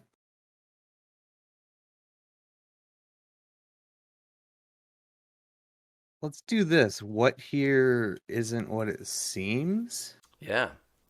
So what here isn't what it seems. Okay. Look, you've got a bunch of corps trying to track down what's going on with this video. Rob Boss? I mean, sure, they're kind of in on this, but not really. You've got other like venture capitalists, you've got like other like finance firms. They're the ones trying to chase this one down. They're the ones trying to figure out where this aberrant video that could squirrel this deal. They're the ones trying to figure out who is it, where is it that this video came from. Is all of these like these big finance groups They're the ones trying to hunt down this information. So there's something else going on here with like finance or global finance or something else is at play in all of this that just wasn't even on y'all's radar until right this minute. It's like, wait, I'm getting a lot of interest from like these money market people and like this like People funding it. some weird bank in Indonesia is all over this. What's going on here? So that's what you're figuring out, is that there's other parties involved in this. I message, or I guess I'll just wait for Fluffy to get back. Okay. I have a proposition. Okay, cool. Yeah, so I'm going to say that Fluffy and team are getting back. The twist that's going on right now is that your shop is becoming popular. There are now like over a dozen and growing fans of Idoru who are descending here because this is where that video is shot. And like you can see their like crazy like techno hair stuff coming off. Like they've got like bright colored like tubes of hair coming up and off because like that was like the latest video had this, so they've all got that hair. And so there's like more and more people coming in with these like giant things of hair, these giant swoops of hair that are like multicolored, bright colored, hot colored hair. And it's like kind of hard to see other things in the store now because you've got like 12 of these kids and there's more coming in the door right as you guys are arriving. You're shutting your laptop. Your spoofing campaign is a big success, and you figured out something about like the scene that's creating this merger. That there's a third party involved here that wants this merger to happen. So much so that they're spending a lot of resources trying to track down this video. But you've got these kids here. You've got all these kids showing up, and yeah, more coming in the door as you guys all get back together in the shop. And you guys can be in the back room, private space, so you don't have to deal with all these kids. Fluffy, I'm not gonna make you roll for it, but you kind of instinctively know if you go in through the front door, you're not gonna make it to the back room. Yeah. Fluffy like leans over and is like, "Man, it's a really good thing you drove because if we'd have gone on my moped, this would not have worked out well. I mean, we would have never been able to pull this off." Two people on a moped, anyways. Yeah. Well, one of them being Fluffy. He's like a full Harley. Yeah, exactly. Got a sidecar. There it is. He's got a moped with a sidecar. He's got a sidecar on his moped. Just like a smaller moped. Yes. Oh, it's like one of those little micro bikes that you can like ride around the neighborhood. Yeah. Yes. Perfect. Yeah, you guys get back. You go in through the back door so all these people don't catch sight of Fluffy. But like they're going around asking like, have you seen anybody in like a gold skirt? Like, come on, like where's the big golden arm? Like where is she? You know, or he? Where is he? You know, they're all looking for him, and you're like hidden in the back. So yeah, you're all together. You have the schedule. You know where Idoru is speaking tonight and tomorrow, right? And will be physically present. Like the person who portrays this character will be physically present. And the way they do in-person stuff, you guys heard of like the Tupac hologram and all that kind of stuff? That's how they do it, right? They show up, they're on stage, but projected on them is Idoru, right? So all the time that they're on stage in front of other people, they are shrouded in beams of light that make the character, right? And then they leave the stage going into this like, you know, secret capsule kind of thing. So not even the stagehands get to see them kind of deal, right? And so it's like this whole production to get them on stage in front of people or in a room in front, because you got to get all the tech, you got to get all this tech set up to make it work, right? There's this huge production, and at the end of it, they go into like this capsule, and nobody's allowed to see them come out kind of deal, right? And like only their handlers move them to and from and all that. It's a whole thing. It's a whole thing, right? It's the most thrilling event of Fluffy's year, right? Is getting to maybe see one of these things in person, right? It's one of the events in person. So, yeah. So you know that this is going to happen tonight and tomorrow, and like specific locations where that's going to happen. We can get into that later. So you're all together. Biz, Fluffy, what do you can got we for us? delete the video? What? Can we delete the video? What do you mean? What? This video, Fluffy, you're looking at it. This video is like many times larger than any video or asset you've ever produced. There are messages from people who want you to their very next thing to be an endorsement of their product, and they're willing to pay you big money to endorse their product on your very next posting, whatever it is. Text, voice, they don't care, video. They want your next post to be about, you know, Peppy Cola or whatever. Okay. None of that matters. Right. None of that matters at all. I'm sorry, but Idoru liked this post. I can't. I can't. I Is can't. the only post they have ever liked of yours. No. This is no.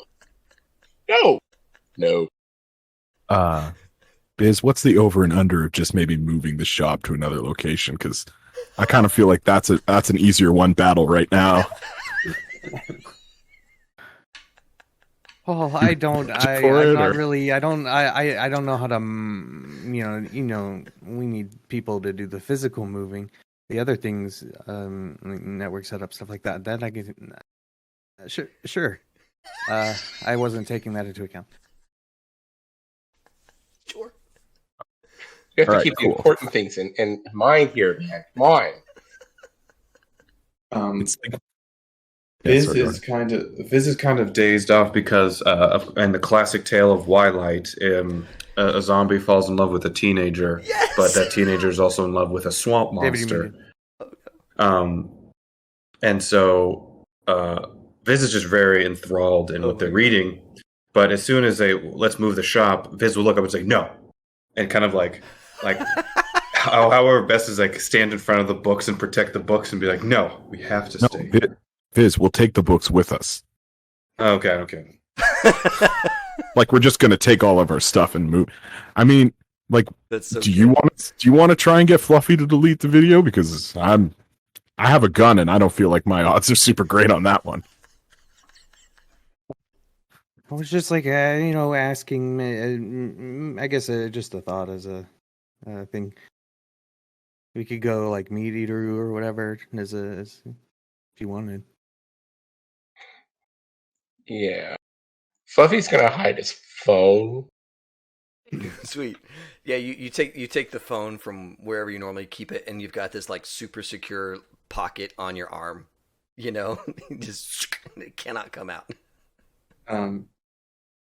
So this is just kind of out of character. So what I thought that O-Vision would be good for is their whole thing is like they want to be writing the next great novel, so they want to be that fly on the wall because good authors are just supposed to take in the world. So what I really see Viz good at is being very stealthy and like getting into things. Sweet. Just because they're like the ultimate fly on the wall. Like you'll never notice them. So if that matters at all, you can kind of use that as like ideas in the plant if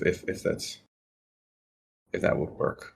Totally. So Viz could say, I mean, I could possibly find a way to sneak in to meet.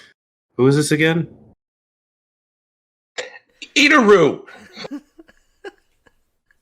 And it's like cataloging all the books that they've read. Oh, the one. Why did you do this? Why did you do this? Yeah. Yeah, that's the one. Oh, God. That's seminal work. Yeah. Why did she do this? Yeah. Okay. This is what I see that we have in front of us. We need to figure out why did she do this. To do that, we need to get a very limited edition Idoru figurine. Once we're there, we need to have O-Vision find out where we actually need to be, and somehow we need to manage all of the corporations to get them off our backs so that we don't come back to a house full of corporate spooks, which I hope Biz can take care of. Is that an accurate assessment of what we've got going on right now? So, first things first. Fluffy, do you know anybody that has this figurine? Maybe. So what would I roll to see if I? Yeah, so for you to get a line on this figurine that is like usable here, I would think that's like a crashing. right?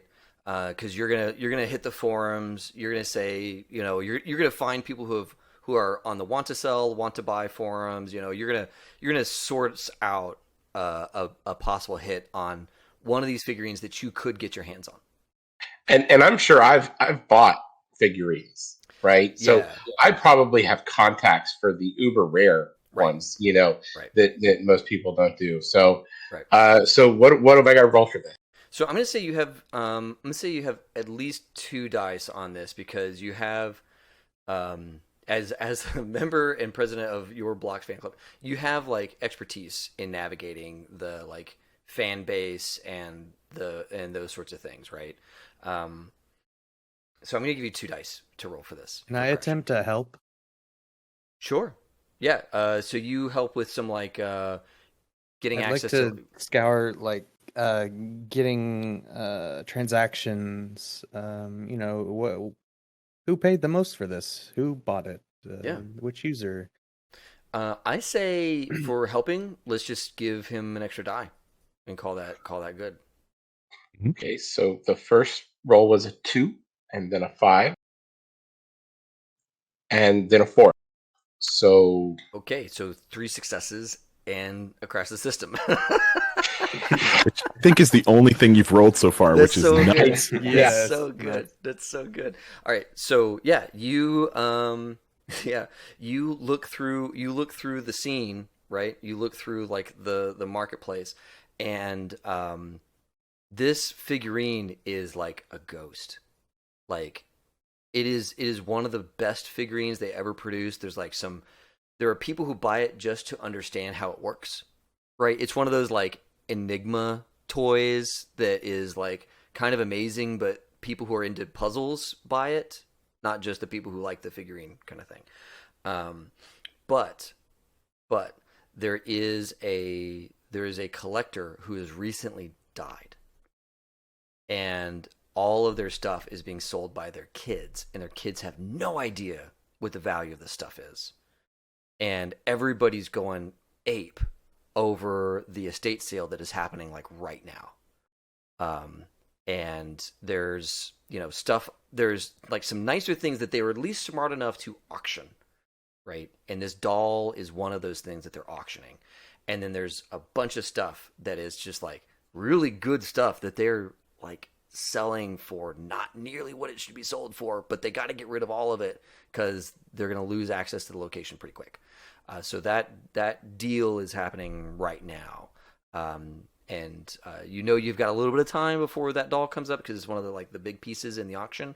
But that's going to be your like if you need it right now today, that's going to be your best bet is either legally or illegally getting that doll that is currently on the marketplace today and today only, here in Mega City.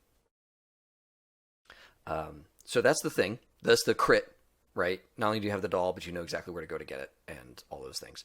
But also, you have uncovered some truth, some truism, some thing about this, about what all is really going on. What do you want to know?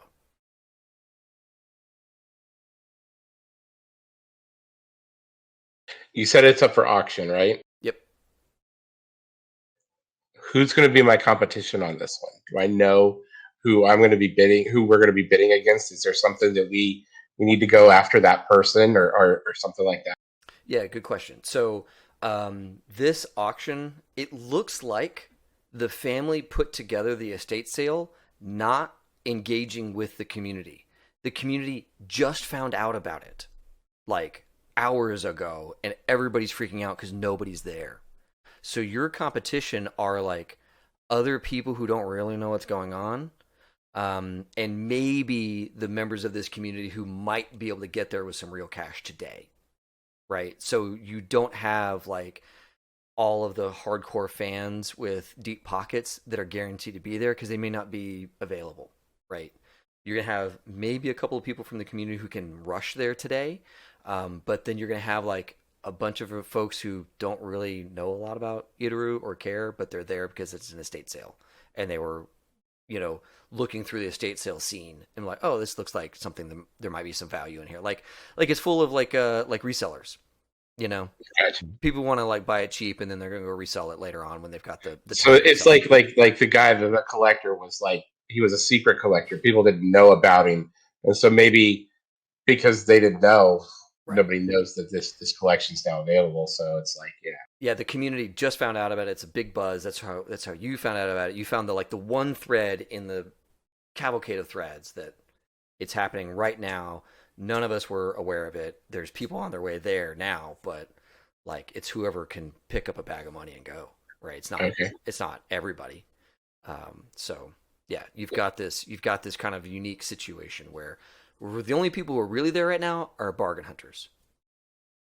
Okay, So so go ahead.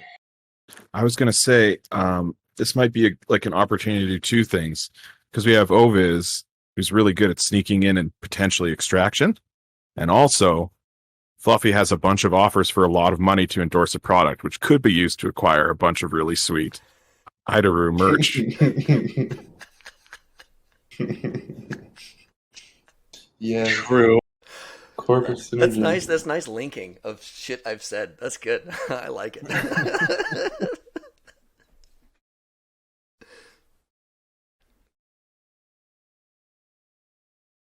Um, I I mean, we're definitely Fluffy is definitely down for that.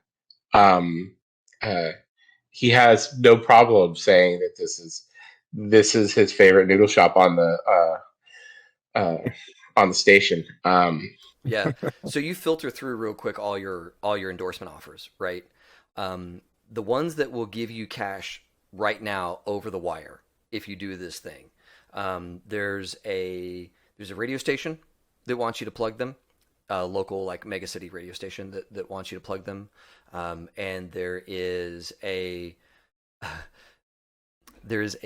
splinter group of the Idoru fan base that you traditionally don't deal with too much because they are I don't know, there's some like weird aesthetic thing that they do that's slightly different so everybody hates them, right? It's like not a meaningful difference, but like because of whatever this thing is, there's a splinter group. This splinter group is willing to pay you like real money, like meaningful amounts of money for you to endorse them as the fan group that really knows what's going on. And they're gonna like include a little teaser in there that like they know that um Rob Boss is full of shit. I mean, how much money do I mean? Because really, what we're talking about here is we're Yeah, saving it. yeah. So I mean, we have to go that with that. So I'm gonna say you that know, these two offers, like the radio station and the thing, these are like enough money bucks for you to like buy the thing outright, I right? have a question. Yeah. Is there a way that Biz can hack in a worm to the video file we upload so that it plays this thing like it looks like it's going to play this thing when they play it on their PCs, but for everybody else, it's like another similar message? I mean, Because you can't compromise your fandom. there is a system role that could be made. well, okay. So here's the question, though: Yeah. like, what kind of assets does Raptor have? Because this is the money that we can get right now. So, like, if I did the radio station one and be like, here at the coffee shop, Right. we listen to this radio station, Right. then that gets us the money. Maybe that gets us, the big chunk. Right. And then maybe Raptor can cover the rest of it. And then maybe I do a few of those little deals over the next week to like Yeah. build that back Well, up. So the thing that you're being paid for right now is your very next post. Nobody's interested in your third or fourth post. Okay. Because you're getting like these heaps of followers, right? And all the people with endorsement deals for you are saying, your next post, if you include my name in it or my thing in it, I will pay you this much, right? I'll pay you this much tonight, right now, or coming, via like wire or whatever. And so that's what you're being paid for because they all know that once you endorse one person, you're gonna lose everybody, right? They all Right. know this, and they're like, "Are you going to cash in right now as a one-time big hit, or are you going to try and turn this into a social media career?" I mean,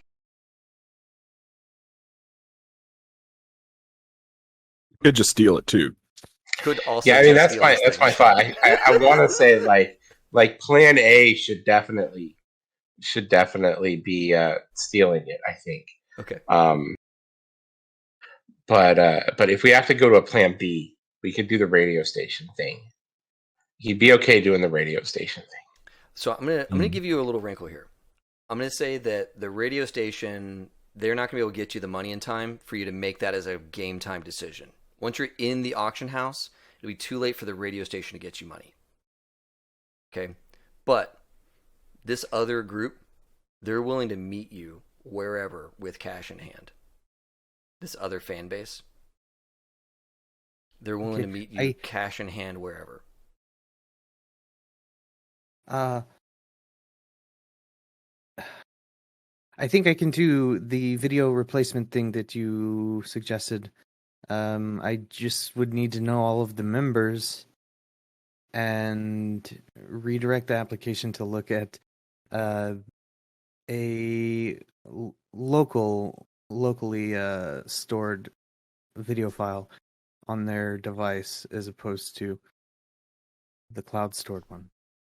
See, the only problem is that while they are wrong in what they believe, okay, about Idoru, while they are wrong about their beliefs, they are still believers. Okay, so I can't just take their money and steal from them. I mean, they're misguided, but yes, you know, yes. Let's juice this I like up. it. I like it. You're keeping. Let's make them the religion. Let's make them the Idoru religion. Okay. Oh my right. God. Like Yes. let's make it that scene. Right. So it's not just like they're misguided. It's like no. They've gone like kind of unhealthy. They just got a little too far, and I can't suggest that people go that far. It's just not healthy. We got to try to bring them back, but also like you don't understand, man. If we do this video and then it disappears and it's not really a video, there's gonna be fallout, man. There's gonna be some emotional, real world harm, and I can't have that on my conscience. Yeah. Well, what about if it makes, what if it means that we save Idoru, though? I mean, we have other options here to save Idoru. I guess we're going all in on plan steal the doll. Well, what I'm telling you guys, what I'm trying to say to you guys is you could do steal the doll as your plan A. And if that doesn't go well, as long as you haven't been completely boned, this group will be in the auction house with you and they will help you buy this doll. Right? Okay. But you have to make the post before they actually run the credit card or whatever to buy the doll for you and give you extra cash too, because like they got super deep pockets. The radio deal, that would have to be your plan A right now for you to get the cash in time, because the radio deal is not going to beat you anywhere. But this like religion, this Idoru cult, they will show up at this address and they will wait. And if you say, all right, now I'm ready for you to come do the thing, they'll totally let you sell away your social media career for cash in hand right then and there. If the steal doesn't go well. So I'm trying to give you guys, you have two options. And if the first option doesn't go well, you do have this out that includes like kind of endorsing a cult. What if we countered the radio station and said, I tell you what, we'll one up you. You got to give us the money, right? But I'm not going to do the post right now. What we're going to do is we'll do like whenever we decide how this goes, like you can have the radio station come down and have like broadcast from the station and do interviews with broadcast from the coffee shop and do interviews with we're full of fans right now. It's a mass marketing location. We'll give you permission to come set up a little booth right here, interview the fans about what's going on and how they feel about all that. And I'll send out a post and say, hey, come on down to the coffee shop, talk to the radio station, and they're going to put the news out about why we think this is a bad idea. All right. So this feels like a crash roll. I mean, if renegotiating the offer, this feels like a crash roll. So give me a crash roll. I mean, that was filled with passion. That was very passionate. Anything was a crash roll. This is. Yeah, exactly. Okay, so how many dice Defending did a I roll? fandom. So I don't think you're prepared. I also don't think you're an expert at this because like negotiating deals and all that. I don't see Dangerous Street Samurai as a deal maker. So I think this is just one die. One die. Can I give a help? Sure, I'll let one person help for Okay. two. All right. So I think I am very familiar with making deals. Yeah. Because I talk to a lot of greasy people. You do. Yeah. Okay.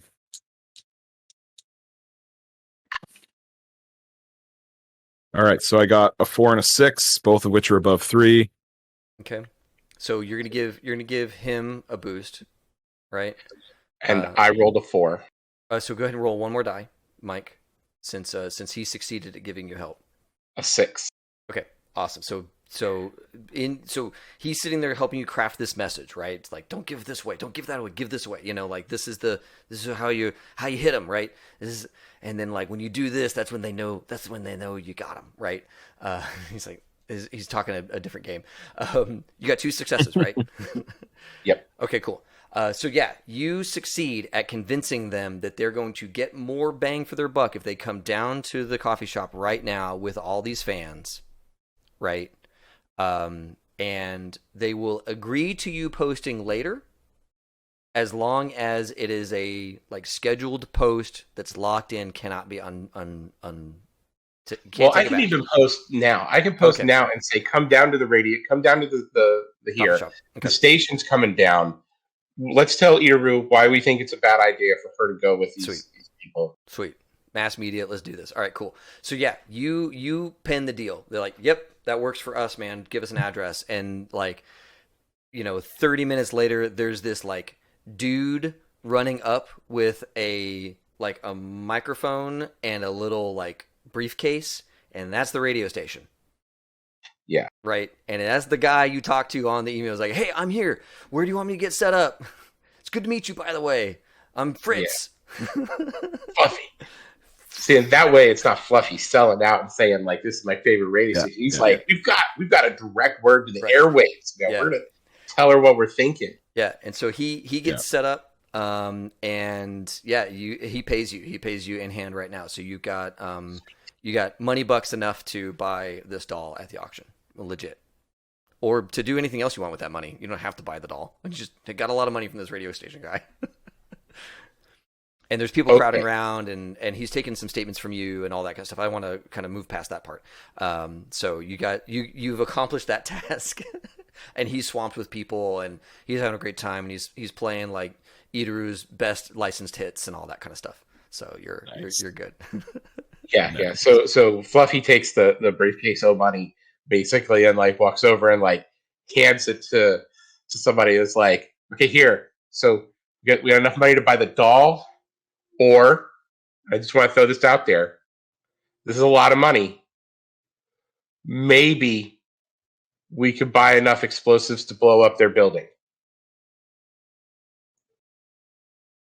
An interesting point. The Rob Boss building? Yes. I mean, it never hurts to have a shit ton of explosives in any situation. To have that in your back pocket, you know that you've got at least one card you can play. Get out of building free. Maybe not. Maybe not in the back pocket. Maybe like in the pocket of some pants that are in storage, away from where we work. A sort of auxiliary pants situation. Yeah. I mean, I understand your thought there because I personally don't wear pants with pockets because they ruin the lines. But and nothing throws it off like a grenade in your back pocket. I mean, that just kills the shape. Everyone thinks you're happy to see them. It's just like it's bad, right? So yeah, I'm all for that, but it kind of going towards the idea of buying the doll, because if we get the doll and we get it to this guy, right, to your guy, he can make copies. Maybe you can work some magic and give me a copy. I think something could be arranged. I love how meek that was. Maybe you could get me a coffee, please. He's like 9 feet tall, like half steel. Yeah. We're stealing the original one, but just asking for a Just copy. like That's sitting there looking like this. Yeah. You think maybe we could get a copy? Okay, so we'll try plan steal the doll first because that's the cheapest option. Yeah. Feeling that will buy it legitimately. But if we do steal the doll, then we have a bunch of money, which is always a good thing to have, especially when we're trying to take down a corporate merger. If we steal the doll, we can afford the explosives. That's right. It all works out. That's right. Good. All right. So you guys, you're at the auction house, right? You've all traveled to the auction house. You're either inside the room or outside the building, wherever you want to be. You're present at the location. You had to hustle over here quick because you had to wait for the radio station guy, do that whole deal. Things are being sold right now in the auction. You know you have till the end before this doll goes for sale. You guys are here. You've got your money in hand, right? Who all is getting one of the little paddles and going into the auction room, and who all is staying out of the auction room? Biz is staying out. I hope would Yeah. stay out. Yeah. You're not in the auction room. I know. Busy he'll go in. Okay. He wants to like kind of prepare some like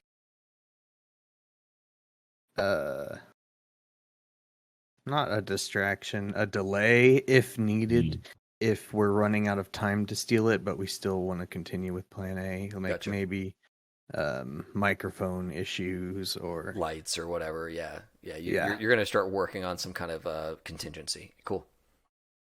I like that.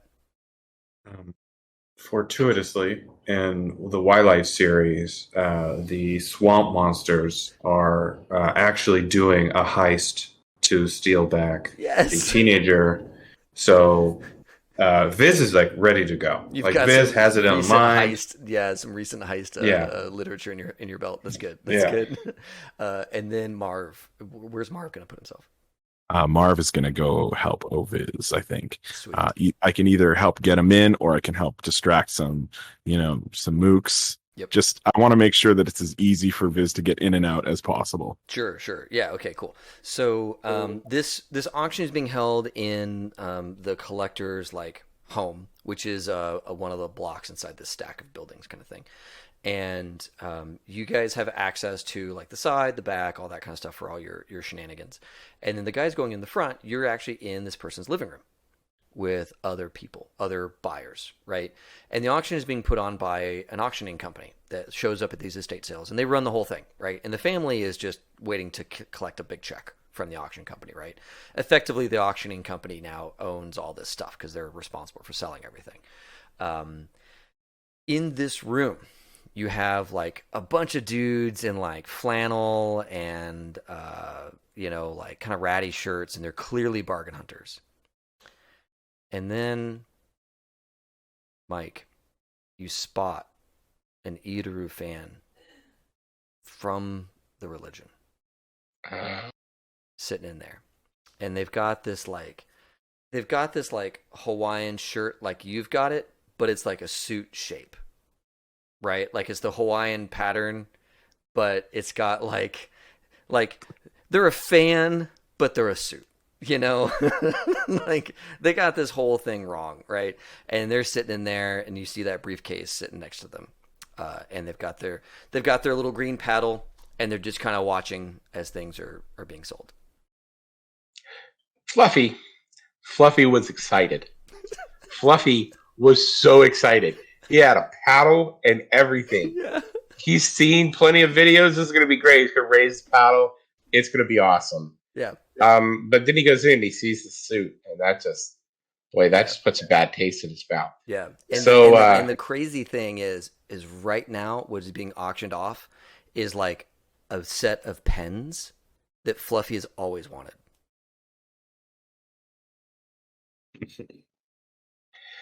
Fluffy's strong. He's got willpower.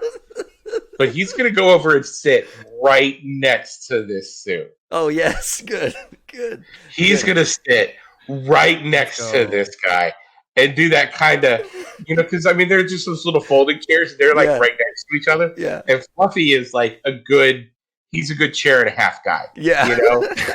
And so he does that thing where that arm comes up and around and just kind of slides around behind the guy, scoots Yeah. in there next to him.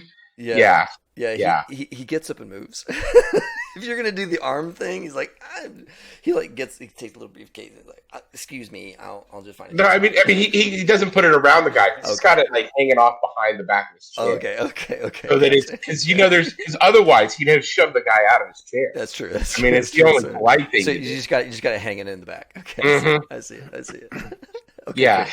So just to paint the scene for you, there are things on auction that Fluffy wants to buy, right? And you got a big bag of cash, and then you got this other guy next to you that also has something with him, and he is patiently waiting. So yeah, and you've got Biz in here. Biz, you're posted up in like just one of the chairs, and you're kind of working away on your computer. Yeah, definitely like a back corner last chair. Okay, so to figure out what you guys need to roll, we first need to find out what these two guys are going to do. So let's now that we know what's going on in the auction room, let's go outside. This isn't a state to like not a super wealthy human being, but I mean like they were up there, right? So there's locks on the doors and like the windows have like the bars on them and all that kind of stuff to keep people from coming in. So let's talk about how our ghost. Oviz wants to get in, and Marv. What are you guys gonna do? There's no like guards out here, right? This is not like a armed guard situation. If there's anybody armed guarding the thing, they're inside the building. But outside, out back, there's nobody here. So you guys kind of describe to me how you want to make your entrance into this place. There are doors, there are windows, there are things that you could get through. Just how do you guys want to go about the effort? I think Oviz, upon looking at the the structure of the building, is going to recall maybe a heist book, Yep. Or two or four, Yep. And see. Okay, it's this kind of structure. How is it written? Are they coming in from the top? Are they coming in from the bottom? He'll also reference a couple architectural manuals. Sweet. About strong, building structures of like how keep it safe and things like that. So you're number one. Just roll a systems for me as you're like analyzing all this stuff and going through this data. Give me a systems roll. How many? I'm gonna say that at least 2. Because like I think you are prepared, right? I think that Ghost is prepared. I think that Ghost is sneaky. So I feel like right now you're trying to do is figure out like how you're going to approach this, right? Yeah. It's going to be like the quickest. Right. Way You know what? to Let's do 3. Let's do 3 because like I want to go ahead and like roll to get you in. Like you're going to conceive how to do it, and let's see how well you are at actually getting in. So let's do 3. Okay. Well, because you are a sneaky person and you can't sneak well. Okay. So I rolled 3 die. Yep. And I am roll under your.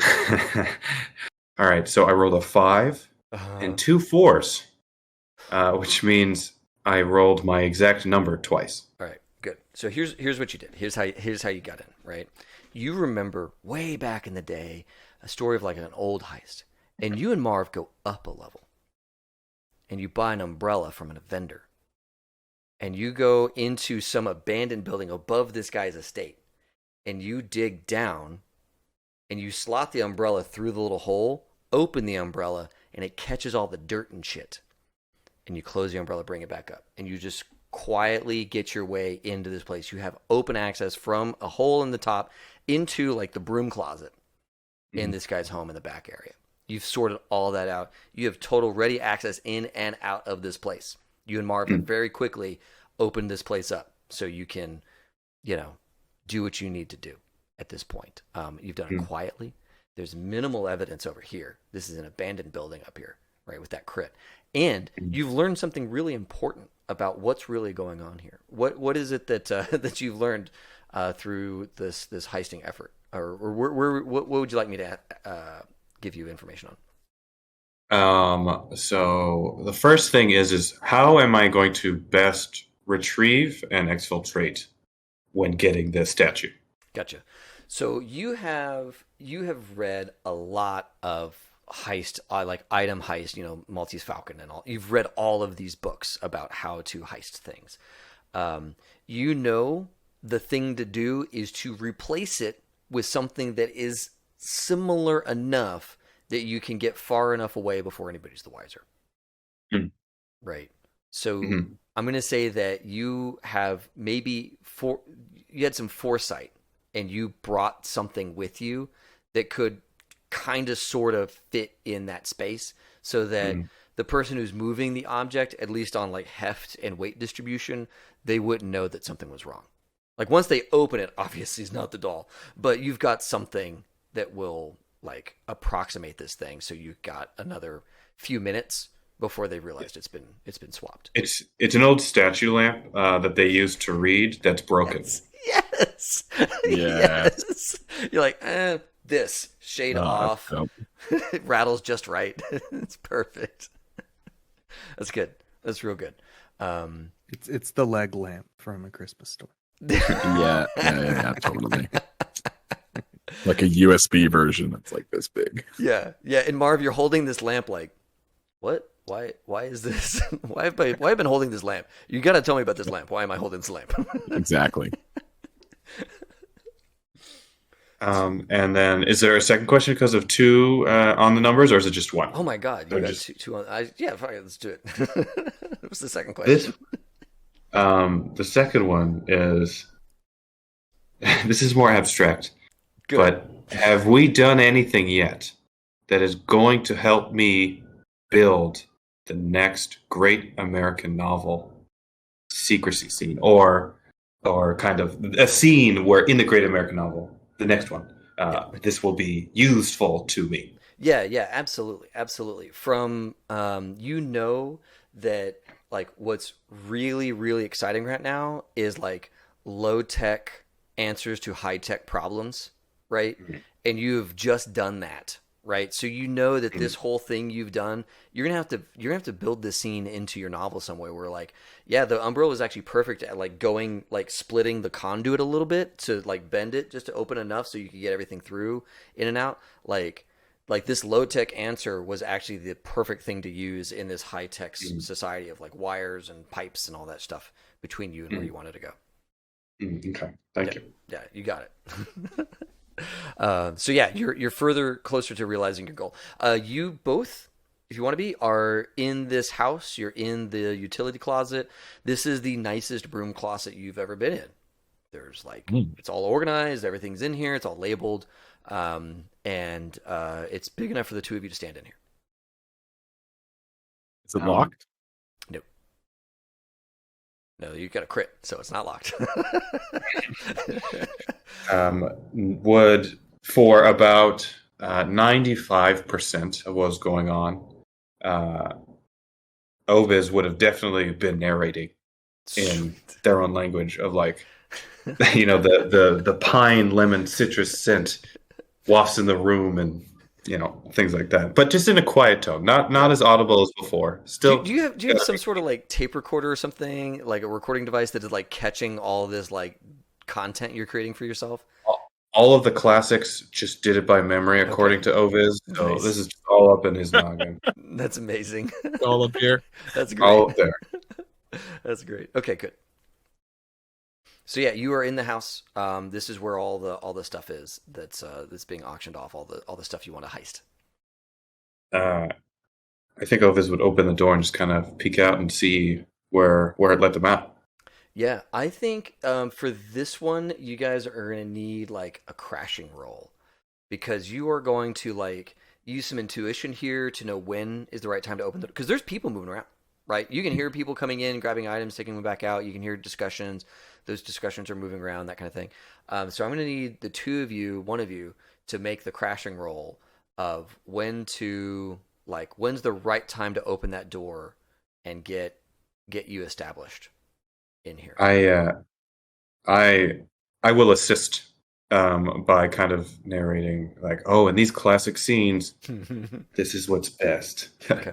Okay, I have an idea for this. I'm going to put my gun up against the keyhole of the door, Uh-huh. and I'm going to go gun rat, which of course is an acronym for remote alarm terminals. Yes. It's going to shoot a bunch of little micro drones. Yes. And they're going to see when the right time is for us to get out of here. Sweet. So yeah, you give this instruction. You're gonna give me 3 dice. That's amazing. All right, Hell so yeah. we're crashing. So, I want 3 or more. Okay, so I got 2 successes, a 4 and a 6. Awesome. So yeah, you say rat, and your gun like spews out these little micro drones, and you're picking up sounds. You're seeing glimpses of things, and as the drones settle, you see like where people are moving throughout this room, right? And there's a moment when they've brought stuff out. There's a negotiation going on. This is the right time for you to get into this room and get Oviz planted so that he can stealth from here. So you wait your minute, you wait your beats, and this is the right moment. So you open that door. Room is clear. It's well lit. There's a number of items to Idoru arrayed out here. I haven't caught the drift that any of you guys are fans like like Fluffy's a fan. So you know there's some nice stuff in here, but you don't really know the meaning of all the stuff back here. But you're in like this treasure trove of Idoru merch. I'm sure we gave him a picture of what he was supposed to steal. You know mean, the item. You know the item you're in for. But like think of it like you're in a great like art gallery. You know you're stealing this one statue that's yay big, but there's all these beautiful pieces in here. You don't know what any of them mean though. You know. I have a question for you. Yeah, go ahead. So the supply closet we were in was meticulously labeled. Yeah. As an investigator, can I get a sense for this guy's organizational habits and like conventions and make an educated guess on where I think this statue would be most likely located based on what I know of this person? Yes, you can. Yes. I think that is a gosh, man. I feel like you're using logic here. Right? Like you can see the stuff, you can see how it's arrayed, you can see how he's organized it. So yeah, go ahead and give me a systems roll here. For 2? You're certainly a professional here. You're an expert in this. I mean, you're an investigator. I almost feel like you're at like reading people. You're probably always prepared for this. So I'm going to give you 3. Oh, nice. All right. This one because I So feel like this is one of those things less. that like reading a person, you know, this feels like exactly what an investigator does, you know, like this moment. So go ahead and get 3. I'll take it. I'll take the extra dice. Yeah.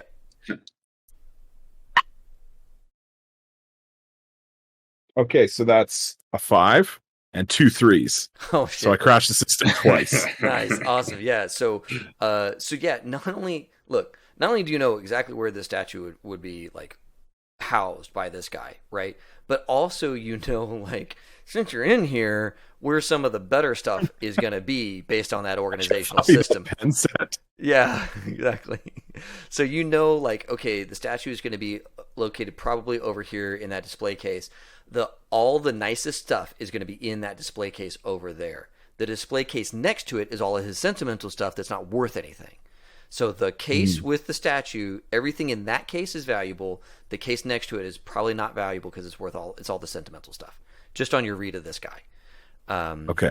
And so you've got that, and yeah, you get 2 questions. What here isn't what it seems? Cool. Look, you're a PI, and something's been bothering you about this. This collector has been in the scene for a long time. You've kind of been doing a little bit of like background research on the thing. There's something suspicious about this guy's sudden death. Like the timing of this collector's death associated with this merger, it just doesn't quite feel right. You know, like there's just something about like maybe somebody was cleaning house before news of this merger got out. Mm. Right? Like, you don't know it because you haven't seen it, but there's just something about, like, people don't just die out here, right? And this is like natural cause. Like, no, there's no natural causes in Mega City. Like, there's something up about this guy's death. There's something wrong with this whole situation that you're in. All right. And then second question is, I think, what's the best way to get this thing out of the case? Yeah, best way to get this thing out of the case is from the bottom of the case, right? The glass and all that kind of stuff, it's all locked. There's security on it. But through the bottom, in these sorts of like ornate display cases, there's a way underneath so that you don't trip up on any of the alarms and all that kind of stuff, and you can get the thing to disable itself. Okay. So I'll relay that to Oviz. Cool. Oviz was very intensely staring at you while you were doing all this investigation and kind of narrating what you were doing. Yes. To you. I've like sort of also like picked it up, like how if you accidentally slip into an accent that somebody else is doing. Yeah. I'm just like, wait a minute. That's good. Why am I They're narrating Yes. to each other. Yeah. You have potential. That's good. Yeah, That's good. I'm going to use that. Yeah, it's like some of the labels were done with a label maker and some of them were handwritten, right? And like you guys extrapolated all this knowledge because there was a difference in the way the labels were made and all that good stuff. So yeah, you know where to go and you know how to do it. Oviz. I'm going to go over and do it then. Cool. So this I think is a systems role because you are like B&Eing this like display case. You know your grand prize is this thing. Mm-hmm. I'm going to say that each success is like will determine how many extra things out of this case you can get if you want them. Okay. Right. So, all right. So when I'm going to say that he has prepared you. Yeah. Right. Like Marv gave you critical information you needed to be prepared to do this bit. So you're on 2 already, and you're a ghost. Right. I mean, you give you that third die for having a ghost as your thing. Right. So you're super quiet. You know, nobody's going to hear you work, and now you know where to work. Mm-hmm. You got the 3 die to do your systems check. So just for flavor, let's roll actually, and I'll see if it's good or bad flavor. All right. So if it's a systems, that means I have to roll above below my number before. Correct. Below, yeah. Yep. Ooh. Okay. Well, I rolled 2 6s and a 1, so I got 1 success. All right. Cool. So here's the deal. You got the doll. Mm. You got the replacement box thing with the lamp inside. You got that in the position of the doll, right? So they can pick up the box with the lamp inside and they can move it and it'll be fine. But your exit out of this case was not clean. There's this like part down at the bottom that broke, and you're not going to be able to fix it in time before this crew comes in to get the next item. So you'll hear Oviz kind of like narrating, and how I see it was they're using their like tiger claws to kind of pry open the bottom a little bit, and they use a book saver or page marker, and they kind of stick it up in there to kind of jimmy the lock a little bit, and they pull it out. But as they put it back in, and they take their tiger claws out, they just hook a wire that just kind of screws with it. Yeah. And Oviz is narrating this whole thing kind of quietly, so just you two can hear. And you hear him just stop. Yeah, and Oviz, you stop, and the lights inside the display case go off. And so the narrating stops and just goes, "Oh shit, I think we gotta go." And Marv is already ready to go. Yeah. Booking it out. No pun intended. So we head back to that supply closet, or? Yeah, let's head back to the supply closet. And then I'll go gun, quick exit, and I'll have like a grappling hook. Sweet. Like take us up quick. Sweet. So yeah, there's like this little teeny tiny grappling hook that's like made out of like unobtainium.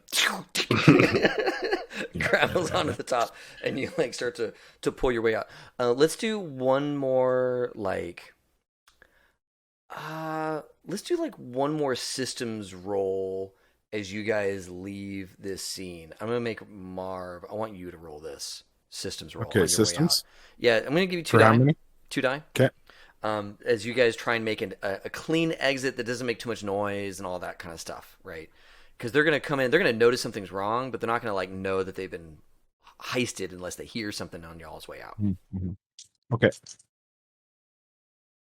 Ooh, that's 5 and a 6. That's not going to do it. Oh, sweet. Good. All right. So yeah, you guys, you do climb out. You're out of the house, but in doing so, one of y'all's feet caught the like shelf inside the supply closet, and as you guys are leaving up this line, and the thing about these like grappling hooks is once they start retracting, they don't stop because you're exiting. And so one of your feet catches this shelf, and you hear this like huge clatter in the back. You guys in the auction room, they've got this like next thing up. This video. It's like the original video file of a thing, right? It's the like, what is that thing they're selling on Bitcoin now? The NFTs or whatever. It's one of those. Yeah. And so they're auctioning that off right now. And you guys hear this huge commotion in the back, like shit falling down, boxes are, balsa wood boxes are breaking or something like that. And the like they make it such a big racket, and so the guy who's like running the auction, like he actually stops his thing for a second and then keeps going as like the 2 dudes in the room that mine the gear immediately run into the back. What do you 2 do in the auction room? I'm not gonna worry about the guys outside. What do you 2 do? You like intuitively know that was us. You like instantly know that was us. I'm gonna hit the lights, I guess. Yeah. What are you thinking? You guys are in different places. You can't talk. Oh, that's places. Right. Yeah, we can't. Yeah. So you hit the lights. I'm gonna tell you, you do you, because it's Fluffy. Fluffy's gonna be his own. His own forced. Yeah, cool. So yeah, you were prepared. You told me earlier you're gonna work on this, so you were prepared at least that. And you're a hacker, so you're an expert. So you got 3 dice on system to futz with this scene. Lights. Hey. Let's figure out what kind of damage you do. Any smart locks on doors, that stuff. Right, yeah, all that stuff. Right. What do you play with? Well, we'll figure out how many successes you have, and then we'll determine. So you're rolling under your number. Number is 5. I got a 1, 2, and a 4. Okay, awesome. So crits. Nice. I'm going to say that with a crit, you can certainly kill the lights, right? You can also do things like lock all the doors. Or lock all the doors but the one you want to leave through, right? Like that was kind of yeah. And maybe one other thing, like maybe you could turn on like the intruder alarm for like that back room. So like not only does it lock, but like the next people who go into that room are considered intruders by the building. Nice. Okay. Yeah, I will I'll do the alarm, and then I will lock. I won't lock the door that goes in there, but I'll lock all the other doors.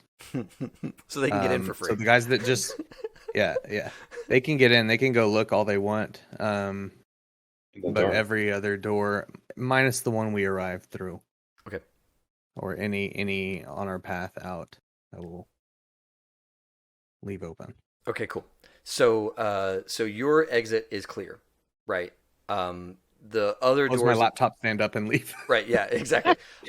So yeah, you and your laptop is closed. You stand up to go to leave. Fluffy, what are you doing?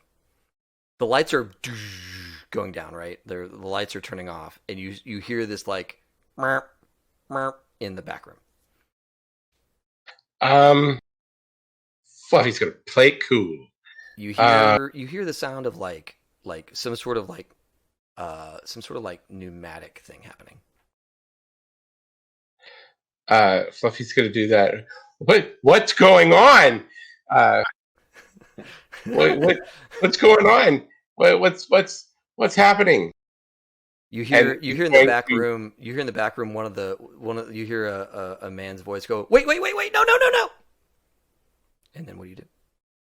Yeah, Fluffy's just gonna kind of play the victim of what's going on, and he's definitely gonna grab hold of the dude from the religion, Sweet. and be like, "I'm afraid of the dark." You hear the brrr, and the other guy goes, "Oh God!" and then brrr, and there's like this huge gout of blood that goes into the living room. Oh. And you've got this like cultist with you, and you go to touch him, right? And your hand is immediately seized by tons of voltage, as like his suit protects him from physical touch and harm via tasering. Oh. So, I don't know. You're like, your body spasms for a second, and like you like instinctively let go of him. And he's like, I'm scared of the dark too. What's going on?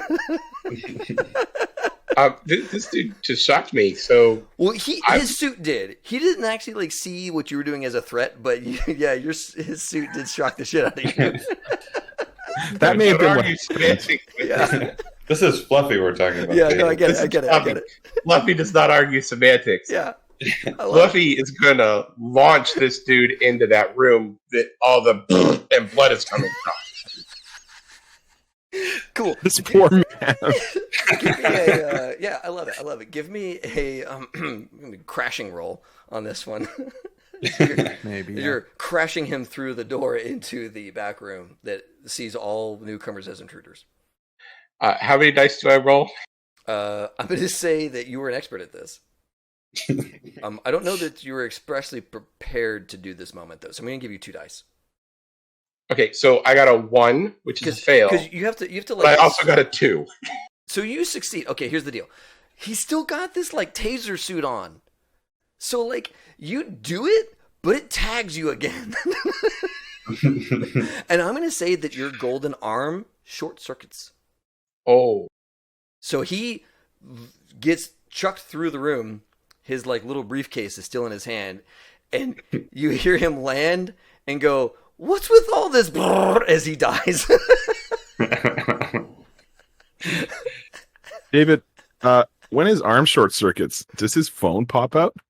Great question. I don't know if he can get his phone back. Like, is it like sealed in there now and he can't get it out? I think that's the complicator. Is like, now you're in this room with like all these like bargain hunting, like these guys. Now that you're like taking stock of this, they're bargain hunters. They are not gentle people, right? Like some of them saw you yeet this dude through the door that he then died, and they are all up in a way. They've got their hands like in various like back, side, where, you know, like wherever they keep their gun, that's where their hand is at right now, and they're all giving you a berth. Like, hey there, buddy. Hey there, buddy. We don't. Did you see him shock me? Okay, but hey there, buddy. They're all real worried about you putting hands on any of them. No, he's just like, he's smacking his arm trying to get it to, so like you know, doing that thing where it's like you can see he's trying to shake his arm, but his arm isn't responding, so it's like he's like blatantly moving his torso around. It's like my arm's malfunctioning. He shocked me. I'm scared. Like Ace Ventura when he gets shot with the dart. Yeah. Three's too many. Yeah. And you hear one of the guys in the back of the all these like deal makers. One of them is like, move, and like 2 of the guys start making it to the back door, and they stop at the back at the door out of here, and they like check it to see if it'll open. Now, Jake, you're already out here. Biz is already out, right? You shut your laptop, yes. And you bailed, right? And then those 2 guys that get to the back door, they stop and like, all right, move. And the other like deal maker, he starts to make his way out the door. Like they're extracting themselves tactically away from you, if that makes any sense. Like giving each other commands on like when to move and when not to move, so as to not get grabbed by the gorilla man that will throw them into the death room. Makes sense. Honestly, just check out. Yeah, they're gone. Biz, you see three men leave. And they're like, holy shit, did you see that fucking thing? Yeah, but I got this great deal. Like, one of them's already over it. He's like, yeah, but I got a great deal, dude. Like, it's cool. That's a win in my book. Yeah. So you're the only one still in this building. What do you want to do, bud?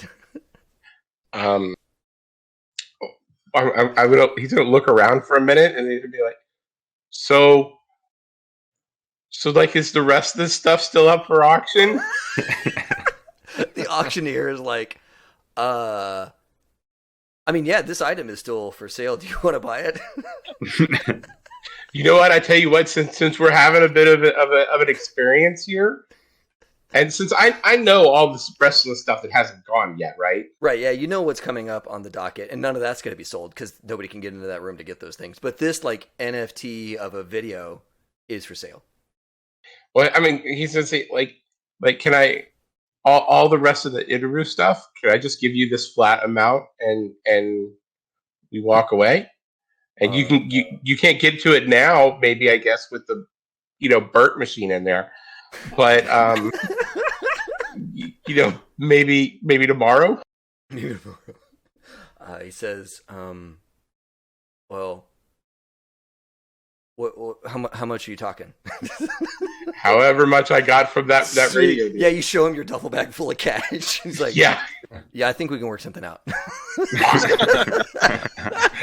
Just trying to salvage the whole thing. Yeah, he's like, I just lost 2 employees. I gotta make it up somehow. He's got to make money. I've got money now. I have cool new stuff. This is great. It's a win-win. Yeah, so he This went perfect. You guys pen a quick deal.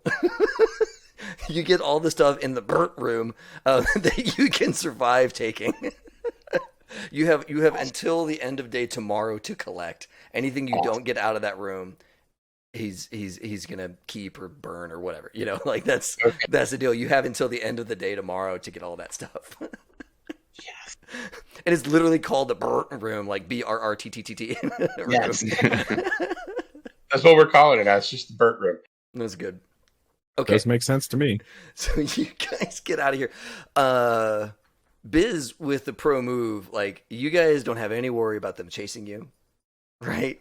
You guys got out of there. There's mayhem and death behind you, but it's fine. You made it. You have the statue.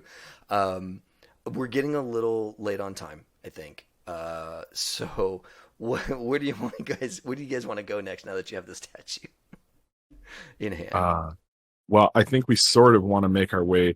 So if I understand, we give Rix the statue. He gets us an in to basically the face-to-face on Idoru. So what Rix had for you is he had a guy who could blow open the whole counterfeiting gig, right? That Rob Boss's company does. And you know what? And Idoru is not going to want to hear about it. Like, that is going to kill this deal if Idoru finds out that this is what's going to happen. And if we get that guy back to the coffee shop, we have a radio station ready to interview. Yes. Yeah. So you guys could kill this whole deal if you get this guy to either publicly on the radio station or privately to Idoru, because you know where Idoru is going to be. You have some options here. So it's just a matter of getting this guy and his knowledge into Idoru's ear in one way or the other. I think that's the play. I think that's kind of the scene that we want to go for, right? Yeah. Yeah. Okay. I think the easiest one would be if we can get him to do it on public, but if we can't, maybe we can sneak him to Idoru. But cool. Could we get Oviz and Biz to maybe like scramble his features, like get a mosaic going? Right. Yeah, totally. Like some kind of like identity protection thing. Who better than a spook and a hacker, right? Yeah. Cool. So I want to fast forward us through. You talk to Rix, right? Rix gets you in contact with this person. It's a woman named Dice, and she's actually the person who is willing to talk. And you guys talk with Dice. And she's got the bona fides, right? She knows how they manufacture, she knows how they distribute, all that kind of stuff. She used to be a painter, and she worked her way up. Like, she worked her way up through the thing, right? And fucking an office romance, and like a thing got her out of the company. And so then she realized what was going on. She realized like the scope of it, and she started having bad feelings about it. And she kind of likes Idoru, so she doesn't want to see Idoru go through the same thing. But you guys are going back to the coffee shop, and yeah, there's a lot of people there. There's a whole lot of people there, but there's something wrong with them. It's like there's people wearing the garb of the fandom. You know, like you get back, you've got this person in hand, and there are some true fans here still. But like, there's a big percentage of this population now that is like obviously not really fans. Your coffee shop has been infiltrated by posers, right? And there's a bunch of them here, just a bunch of them. And they're all around that radio station guy giving interviews, you know, like, I don't know, maybe it's okay, you know, maybe she's gonna like go and do great things. We don't, you know, so like your scene has been infiltrated by posers. That's what it is. It's just horrible. Hate to see it. Yeah. Somebody want to give me a? I'm gonna give somebody give me a crashing. I'm gonna say why don't Fluffy, since you're the true fan here, why don't you give me a crashing roll? Let's do your intuition here. They're wearing Grateful Dead t-shirts. They've never even listened to the band. That's right. How many dice am I rolling? I'm gonna give you two. Because you're an expert in this stuff. You're not exactly prepared to suss out like, you know, posers from non-posers, but you know your scene. I got a 1 and a 5, so I got 1 success. 1 success. Okay, cool. I'm gonna say that it clicks. These guys that are here posing, like right as you start to put the pieces together, one of them comes up and hits you with something that's making you feel real woozy. As you realize this guy's a suit. He's not a true fan. He's a suit dressed in my fan's clothes. As you get this like weird blurry vision and you look down and he stuck you with some kind of like hypo needle type situation. And things are getting real weird for you right now as you feel yourself starting to drift. And he just starts walking away from you. And you guys are kind of in this room, kind of figuring out what's going on. And Fluffy is looking like just a little woozy. And one of the fans is kind of walking away from him. Is my arm fixed, or was that temporary? No, it's still not fixed. Oh, man. So Fluffy's going to try to point to the guy. Yeah, you got it. But he's going to try to point to the guy with his arm that doesn't, so it just like, that guy stabbed me with something, and it ends up like flopping around and like pointing to the entire like area. Yeah. So you say that it's kind of drawled, guys, but you know, like you heard what you heard. And I want all of you to make crashing rolls for me. Just one. How many dice? I want all of you. You're an expert in this building, right? So at least 2. I want paranoid 3, investigator 3. I think the 2 of you get 3, whereas I get 2. I'm forming my book in my head. Yeah. Choose crashes or systems. These are crashes. These are intuition based. Okay, so I rolled a 4 and a 1. So you got it on the money, right? Because your number is a 4. Yep. So I rolled 1 exactly as is. All right, cool. And you get a crash the system, but it's a messy success. Okay. Yeah. 2 successes. Okay. And then How about you, Mr. Systems? Rolling 3 dice. Two failures and then one crashed the system. Nice. I got it on the money. All right, so the two of you who got only one success and crashed the systems, yeah, you guys figure out that your coffee shop is full of these posers. They've identified you and they are moving to take you down right now. They've hit one of your guys, and both of you spot guys like individual, one person for you, Biz, one person for you, Ovid, and one person for Marv, that are approaching you all right now. Now, Marv, on 2 successes, these pieces are coming together. This weird finance arm thing, that's who's here. Mm. And they're going to try and neutralize you guys before you get your thing done. Okay. Can I get my guy, and then can I look for a guy that's coming to take out our witness? Yeah, because you guys have only spotted your people, right? So okay. So we're going to do that in a second. The two of you that got crashed the systems, Yeah. what do you want to know?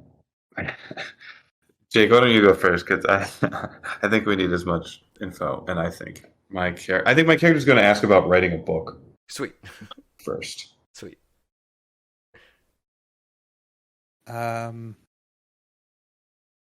Who is really behind this? Cool. So all of these things, you've been on all these feeds, right? You're the primary source of information on this stuff, and what is coming together for you is that there are some very deep pockets that want to see Idoru taken off the table, and they know that this merger will fundamentally change Idoru and make room for their puppet that they want to foist into her place that she's going to leave behind, right? And so all of this stuff that they've been doing is to lay the groundwork for their new celeb that they want to come up through the ranks. But they got to get Idoru off the table before they do that. And the best way to do that is to tie her to an anchor that's going to go to the bottom of an ocean, kind of deal, right? So that's what this whole play is about. And what you've got right now are the muscle for this finance arm that is presently here to like violently take you guys over and keep you from doing this thing that you're trying to get done. Because they've been here waiting for you guys to come back. They didn't know what you've been up to or any of that kind of stuff. But they're like, look, they called this radio station. Let's just put some people here. And if they come back, we'll just take them. No worries. Right? And you're back, and they're going to take you if they can. So that's what you've sorted out. And the two of you, you got these partial successes. I'm going to say that these guys have gotten close enough to you that they can fight you without you being able to, like, this next bit, you guys are going to be in combat with them, kind of deal. Got it. Whereas Marv, you were early enough. You caught him ahead of time before he can get into combat with you and your witness, right? So you're able to protect your witness, and you've got like one round to do whatever you want before you're actually in physical contact with this guy who's coming to like stab you with a hypo and try and knock you out. So I want to handle you first, and then we'll handle everybody together, including Fluffy, because Fluffy, you're woozy, but Fluffy, you're dangerous. They finally brought you down a little bit, but you're still dangerous, and you're still the street Sam. So like, even woozy, you're still a lethal human being. So I just want to give Marv the benefit of the 2 successes, and then we'll do and figure out what you guys are all going to do as a group. So right on. Marv, what do you want to do, man? Can I fire 2 special rounds?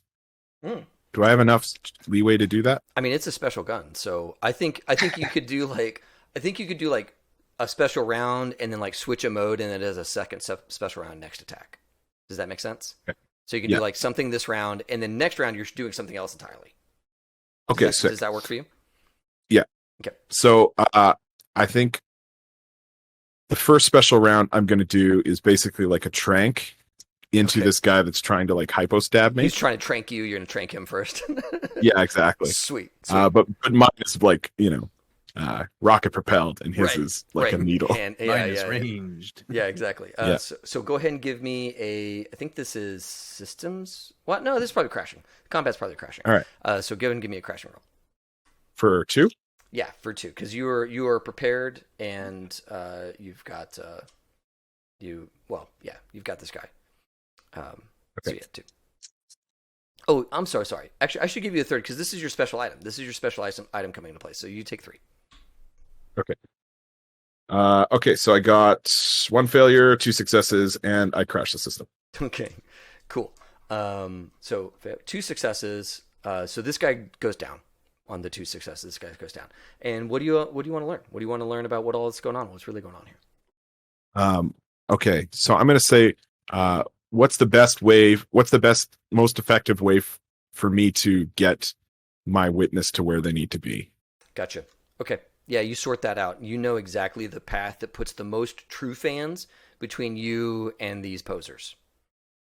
Right. Okay. Now, when you get to the radio station, there is going to be one final poser there. So like, you gotta address that guy, but you can get to there without running into any of the other posers. Cool. All right.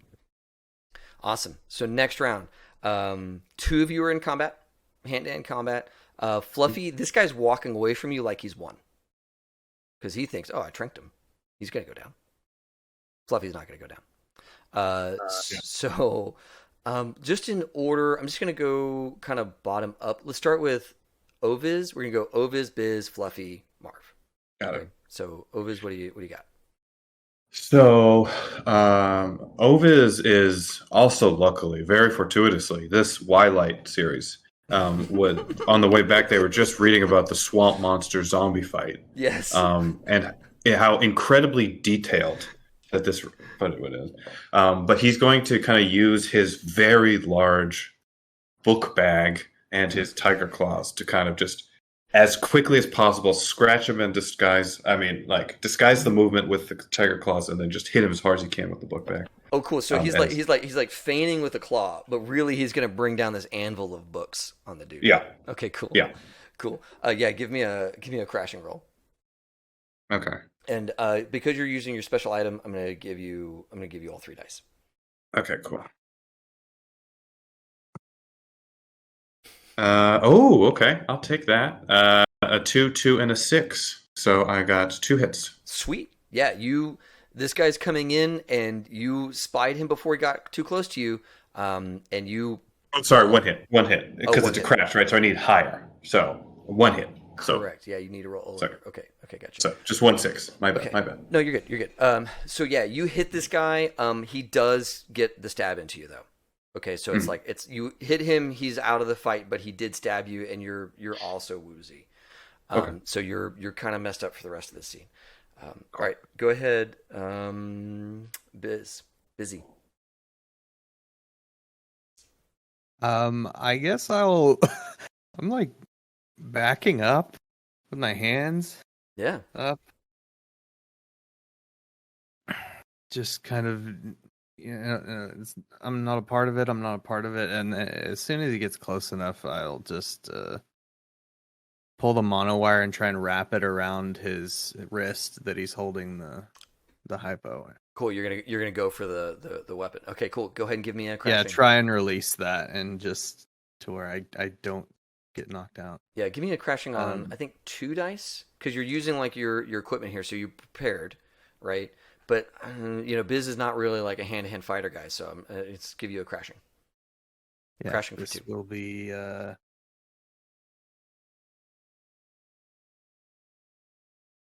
Oh my gosh! I have to roll higher. Yeah. 1 success. I got a 6 and a 4. Okay, cool, awesome. So yeah, that was close. Yeah, man, Mao. All right, so you get your monowire wrapped around this guy's wrist, and the 2 of you are fighting over control over his hand and his wrist and all that kind of stuff, and you get him to drop the hypo, right? But in doing so, he has the upper hand on you physically, right? So he hasn't stuck you, but he's got you, in some kind of hold. And he's going to start hurting you kind of next round unless you can do something to get out of it, kind of deal.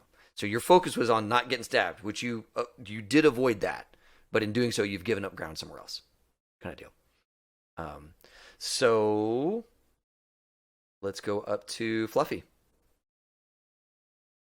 my dangerous street samurai who just got stabbed by a man. Yeah, it's gonna take more than that. You know what? Fluffy's just right after this guy. Like, this guy just turned around and started walking away. Yeah. Like, Fluffy's just walking right after him. Sweet. And you know what? His arm may be busted right now, and it may not be like cool and rocket propelled or shoot lightning or anything like that. It's still a big gold club. And he's going to club this dude over the head with his arm. Yes. There's no subtlety. Yes. There's no nothing. Yes. So yeah. Oh my god. I wanted to take away a die because you were woozy, but that's too good. You get 3 die for crashing. You gotta club the dude with your golden arm. So I got a 6, a 4, and a 1. So 1 fail and 2 successes. Okay, 2 successes. You brain this guy. I mean, he's on the ground like twitching, because a golden arm is heavy. Okay. Especially for someone as big as Fluffy. Yeah. He's got to be a big arm. Yeah. So you know, with that fail, Fluffy might have gone down with him. Right. It landed on him. There you go. Yeah, you hear all the like breath leave his body. So that works for me. Well, actually, no, because you straight succeed with 2 successes. Okay. You straight succeed. There's no. Okay. You're still up on your feet. You're still woozy, right? But this guy is done. He's taken care of. Marv, your team is doing pretty well. Our guy, Busy, is not doing so great. You see that he is about to get pummeled, but your other 2 guys have cleaned up a little bit. What do you want to do? Okay, so do I see the last poser now? Yeah, you see him. He's like, he's with the radio jock, right? And he's kind of like looking towards you, and he's got his hand like on the shoulder of the radio jock, and he's like talking to the mic. He looks calm, collected. He's just giving information to the radio while he watches you. All right, so then I think my objective is just to get us in there. So I'm gonna say to my gun, X-Lax. Oh God, what is that gonna do? What do you think it's gonna do? Sweet. So yeah, it has 1 shot of that. Of course. Yeah. So go ahead and give me your crashing roll. Okay, how many am I doing? Yeah, I think this is gonna be. I mean, this has got to be. I would say that normally 3, but you have this crowd of people, so I want to take it down to 2 because that feels right. You are not going to shoot one of the true fans to make this shot happen. No, right? Especially not with that. Yeah, I'm not a monster. All right, crashing. Okay, so my number is 3, and I rolled a 5 and a 6. Okay, yeah, you had to roll over, so that's 2 successes. 2 successes, Sweet. Clean shot. Sweet, awesome. I mean, as clean as it could be. Yeah, so you raise your gun. It's gonna be dirty. And Yeah. and people are because there's been combat in here. There's been like a guy just got clubbed to death, maybe with a golden arm, right? And there's these other guys like wrestling, but then a gun comes up, and it doesn't make like a big loud gun sound. So like at first everyone's like, "Whoa!" They're leaning away from the gun, so it like opens this avenue for you, right? And then it does this like air gun sound, this like, pah! And everyone's like, "Huh?" As this like X-Lax pill is in this guy's neck, and he's like, "What?" And then like all my ammunition's real small because it has to be. Yeah, exactly. And he looks at it, and then looks at you, and then his eyes get real wide.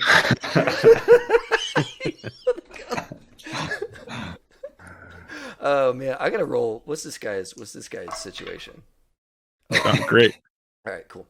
I just had to see what his crashing was. So yeah, you see him like like really bear down, and he's gonna stay in this seat, and he's just willing himself to stay in position. You can see he's suffering, but he's gonna do it. Oh my god. But you kind of feel like he's barely hanging on right now. Next round, let's go. Let's go with Gavin. Oviz. So I'm getting woozy, right? Yeah. And what information, like? Oh yeah. So you asked me what these villains represent. So I'm gonna say that like so you sent me this question of like what do these villains represent to you guys like abstractly. So these guys represent the kind of like tireless pursuit of money to destroy things that are like artistic and good and bring joy to people so that their vehicle for wealth can ascend. Okay. Right? Like this is just the dogged pursuit of the like growth of wealth. Got it. Manifest in your coffee shop. Got it. Okay. So avarice. All right. So now what information like are we so these posers are here, like for the people who didn't roll like a complete success, like what information do I have to operate on? Yeah, you guys have, I'm gonna say that you guys have started to share some knowledge of like oh these are like the like this guy's like muscle for a bank or something, you know, like you guys have figured out that these guys are working an angle. Maybe you don't know the full picture like some of the other characters do, but you know like what these guys are, that they're just hired muscle. Oh man. And then being woozy, I think my character is gonna go help out to the best of their ability, and go help out their comrade who's being wrestled with, who's cool. You're gonna go help out Biz. Awesome. Yep. Awesome. Give me a crashing. You got to kind of force your way through it because I mean, like, part of your body really wants to just go to sleep. And so you got to use all the adrenaline you got to like force your way over there, and then also help him. So give me a crashing roll. I'm gonna say that you've got 2 dice to get this done. Okay. And all right, we'll see if it hits because I have an idea of what I want it to be. Okay, so it is a crashing, which means I need to hit above my number. Yep.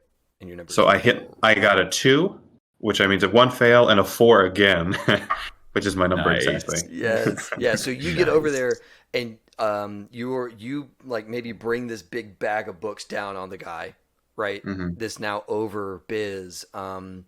It's messy, right? You stumble and fall. I'm gonna say you're like caught in this melee afterwards. You're kind of on the ground, but you did hurt the guy. What grander information? How do you want to peer through the looking glass now? So here's the first thing: is it possible? I want Oviz. I want them to be like they're gonna like cat jump and like try to just like just scratch the hell out of them. Sure. But because they're woozy, they completely miss, and the bag, which is just so big, follows them and just knocks all of them over. Sweet, I'm into this. Yeah, that's great. Yeah. That's great. So you're like ha, and then like you just land short, but your like arm holding the bag just keeps carrying, and just like everybody's fallen on the ground. Yeah, I like it.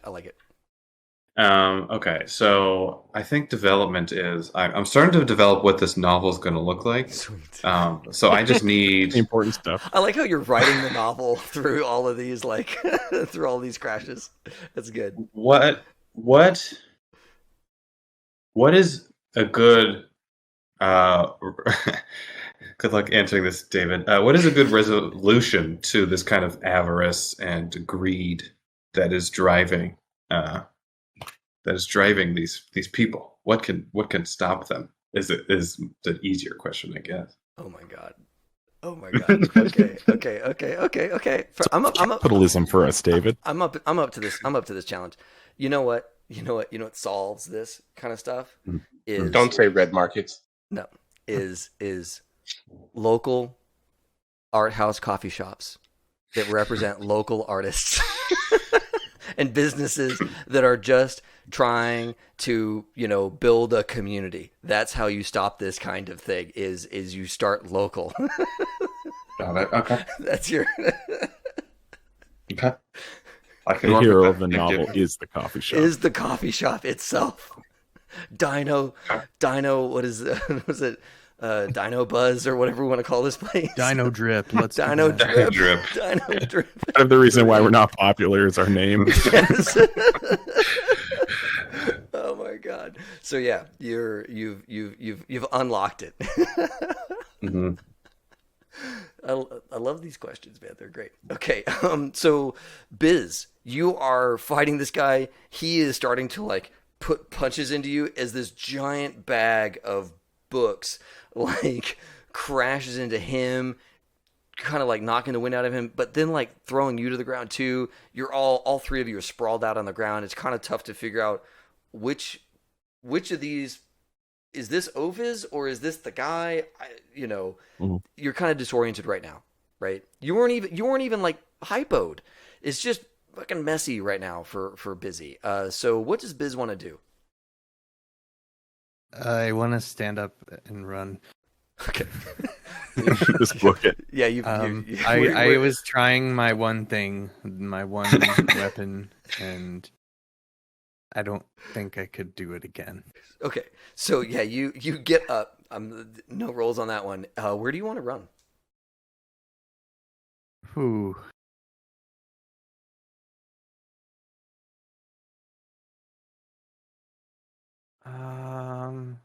There are people. There are people around. You're looking around this room. You've got all these like patrons and all this stuff. There's this combat going on. You guys are fighting for your lives, and like this oddest moment as you see there's like a family sitting down having coffee and scones. It's like a husband and like their two kids, and they are like blissfully unaware of all this chaos that's happening around them as they're like just dealing with the chaos at their table with their two kids, and they have no clue of what's going on around them while they're just trying to keep their two children from killing themselves, because as a parent, that's what happens. Like one kid spilled something on themselves and the other one is watching like Fluffy and this guy on the ground. Right, yeah, he's just like looking over there. He's just quietly watching, and the parents are just trying to keep the other one from like, I don't know, making too big a mess kind of deal. And you just spy this moment. I'm gonna run grab a pot of coffee. Okay. Cool. Awesome. I'm running back to Oviz, but I stop and get that, ask as they need a refill. Yeah, I was about to say, as you get that pot of coffee, one of the dads is like, hey, could you? And you're like, yeah, I got you. I need a little bit left, so yeah. I need to. I didn't have enough for you. I'll make sure they get you one. Oh boy, I gotta run. Sweet, that's good. I love it. Thank you, Biz. That's great. So Fluffy, your dude is down. You're looking around the room. Most of these posers are taken care of. You got this one guy who's with the radio jockey, and he looks like he is, I don't know, fighting some internal demon. You don't really go get what's going on over there. He's got this grimace on his face, like he is like, I don't know, ride or die with the ship kind of thing. You're not exactly sure what that conflict is, but he's doing it. How woozy am I? Am I fighting this off, or am I getting better? Or yeah, I'm gonna say it's like when a fighter gets rocked. It still takes you a minute to get. You know that the fog is going to clear soon because you just got that much adrenaline in your body, and you're a dangerous street samurai. So you will tough it out, but for this round, you're still woozy.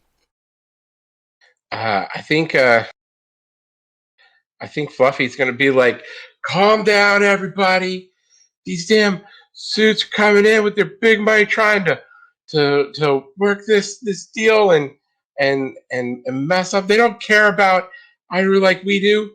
They don't care." And I think it's Fluffy, and a bunch of people like finally seeing you for the first time. It's Fluffy. Yeah, Fluffy's gonna be like, "I have the shocking revelation to be made. let me speak. And he starts making his way over to the microphone. Sweet. Like, so that this guy can he can make his decision. He can like try to force against me, or if he's gonna Yep. go take care of the problem in his pants. Sweet. Yeah. I'm gonna say that Marv, you see Fluffy making his way over, right? And the people are like making a path for Fluffy, because like if there's anybody that gets to speak, it's Fluffy, right?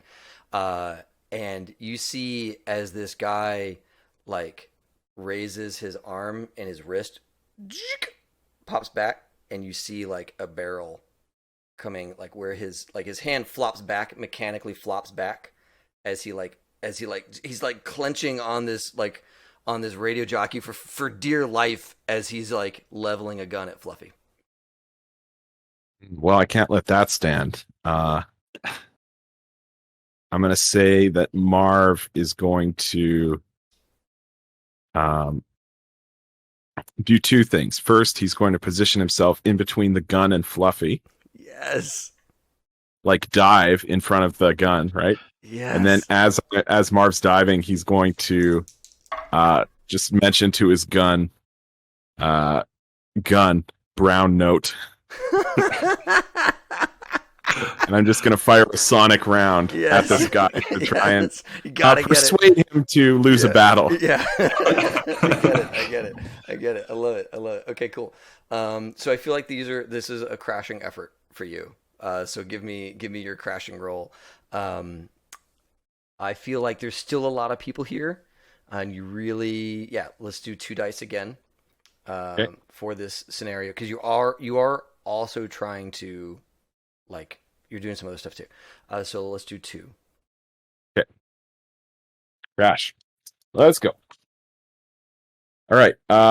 That's a 1 and a 5, so that's 1 success. Awesome, cool. So I'm gonna say that your like sonic round goes wide, but you do catch the bullet. Yay. So you succeeded at catching the bullet. As his like hand fires off, your shoulder gets rocked. He didn't roll all that well. He just got the 1 success. So your body kind of does one of those like spins. As you got shot in the shoulder, you just do a spin. And you're like kind of like, did I just get shot? Like you spun so fast, you're like, wait, why am I pointing in this? I think I just got shot. Like there's that like the pain is just now starting to hit you. And indignity is first. Yeah. But so this guy also got a failure. So I'm gonna say that he runs because he has lost his fight.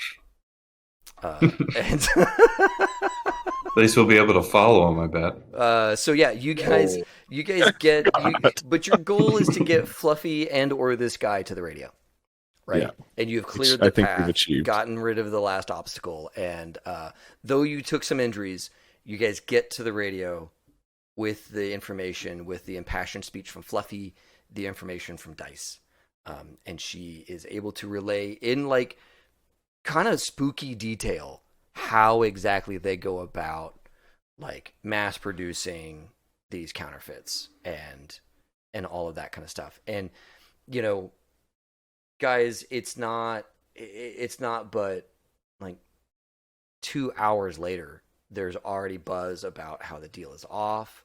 There's a new video message from Idoru online talking about how, you know, their true fans showed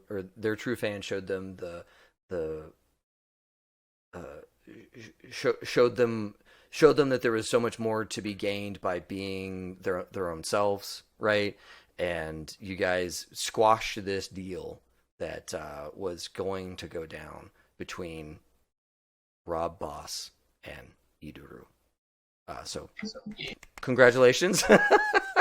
Awesome. on solving the world's problems with brown note. That's pretty great. Yeah. That's awesome. It's non-lethal. There's only so many options. Yeah, it's true. There's only so many things you can do. It's pretty great. So guys, this was a lot of fun. I wasn't exactly sure. I was like, giant problem. I have no idea how you're gonna solve this. So Where's Darcy? So Darcy, Darcy shows up like the next day, post online. They they were on a big family vacation kind of thing, and Biz gives her an earful. yeah. Just absolute. I can't believe he's like. Fluffy's still woozy. Marv was shot. Yeah. We are way too popular now. Yeah. Yeah. Oviz, after getting unwoozy, will immediately go into like their room, close the door, and you'll just hear furious typewriter typing. And they'll only come out to get more paper and go back with furious typewriting. This is beautiful. Yes. Oh man. Love that. Yeah, so I think that we, in the future of these characters, we hear, the next great American novel is written, right? Raptor is yet again hidden from the corpse and protected physically from financiers. And the truth of this whole thing is out, right? Not only is the truth about this deal out, but the sinister truth of Rob Boss's industrialized counterfeiting of their own product, right, revealed, and literally thousands of collectors are impacted by this as the validity of every Rob Boss painting is called into question, and just phenomenal as just chaos reigns. And the Rob Boss across the street from you guys closes up shop. Excellent. As the corporation does a massive rollback of resources, and the local coffee shop, reigns supreme. Exactly. You're the real winner. That's right. The real hero. That's right. Live music Tuesdays, guys. Come on out. This is gonna be great. And so this whole thing was just his story. No, but the story that it is basically about. Sorry, just because I've been building it up, I need to. This is all actually just Oviz's. This is all Oviz's just story. But it's like simulacra and simulation, so with some of the inspiration of the Matrixes meets Walden and civil disobedience. Yes. Kind of coming together with the self-imposed exile coming, from the avarice lords, ending with creating small communities to create this. They call it ambrosia, which is coffee, keeping themselves together. So when can we get a copy of Oviz's Metamorphoses? Yes. I'm working on it as we speak. Yes. Amazing. Oh my gosh, this is so good. Well, guys, that's Crash the System. For the GMs out there, I rolled a D6 4 times, and that was super easy to roll. It was super easy to go up with. And then you have all these side jobs and twists in there. It's okay, I can throw in some twists. I can throw in some things, here and there, just to keep it lively. But yeah, from character creation to game done in our runtime right now, with before the edits or all that kind of stuff, is just under 4 hours. So that's kind of perfect. Yeah. A good 4-hour session. Hell yeah. So Sam, Gunmetal Draws 2, thank you so much for joining us tonight and playing your game with us. This has been a real treat to have you on the show, man. So thank you so much. Oh, thank you so much for having me. It was really, really fun to play with you guys. Good. Oh yeah, that's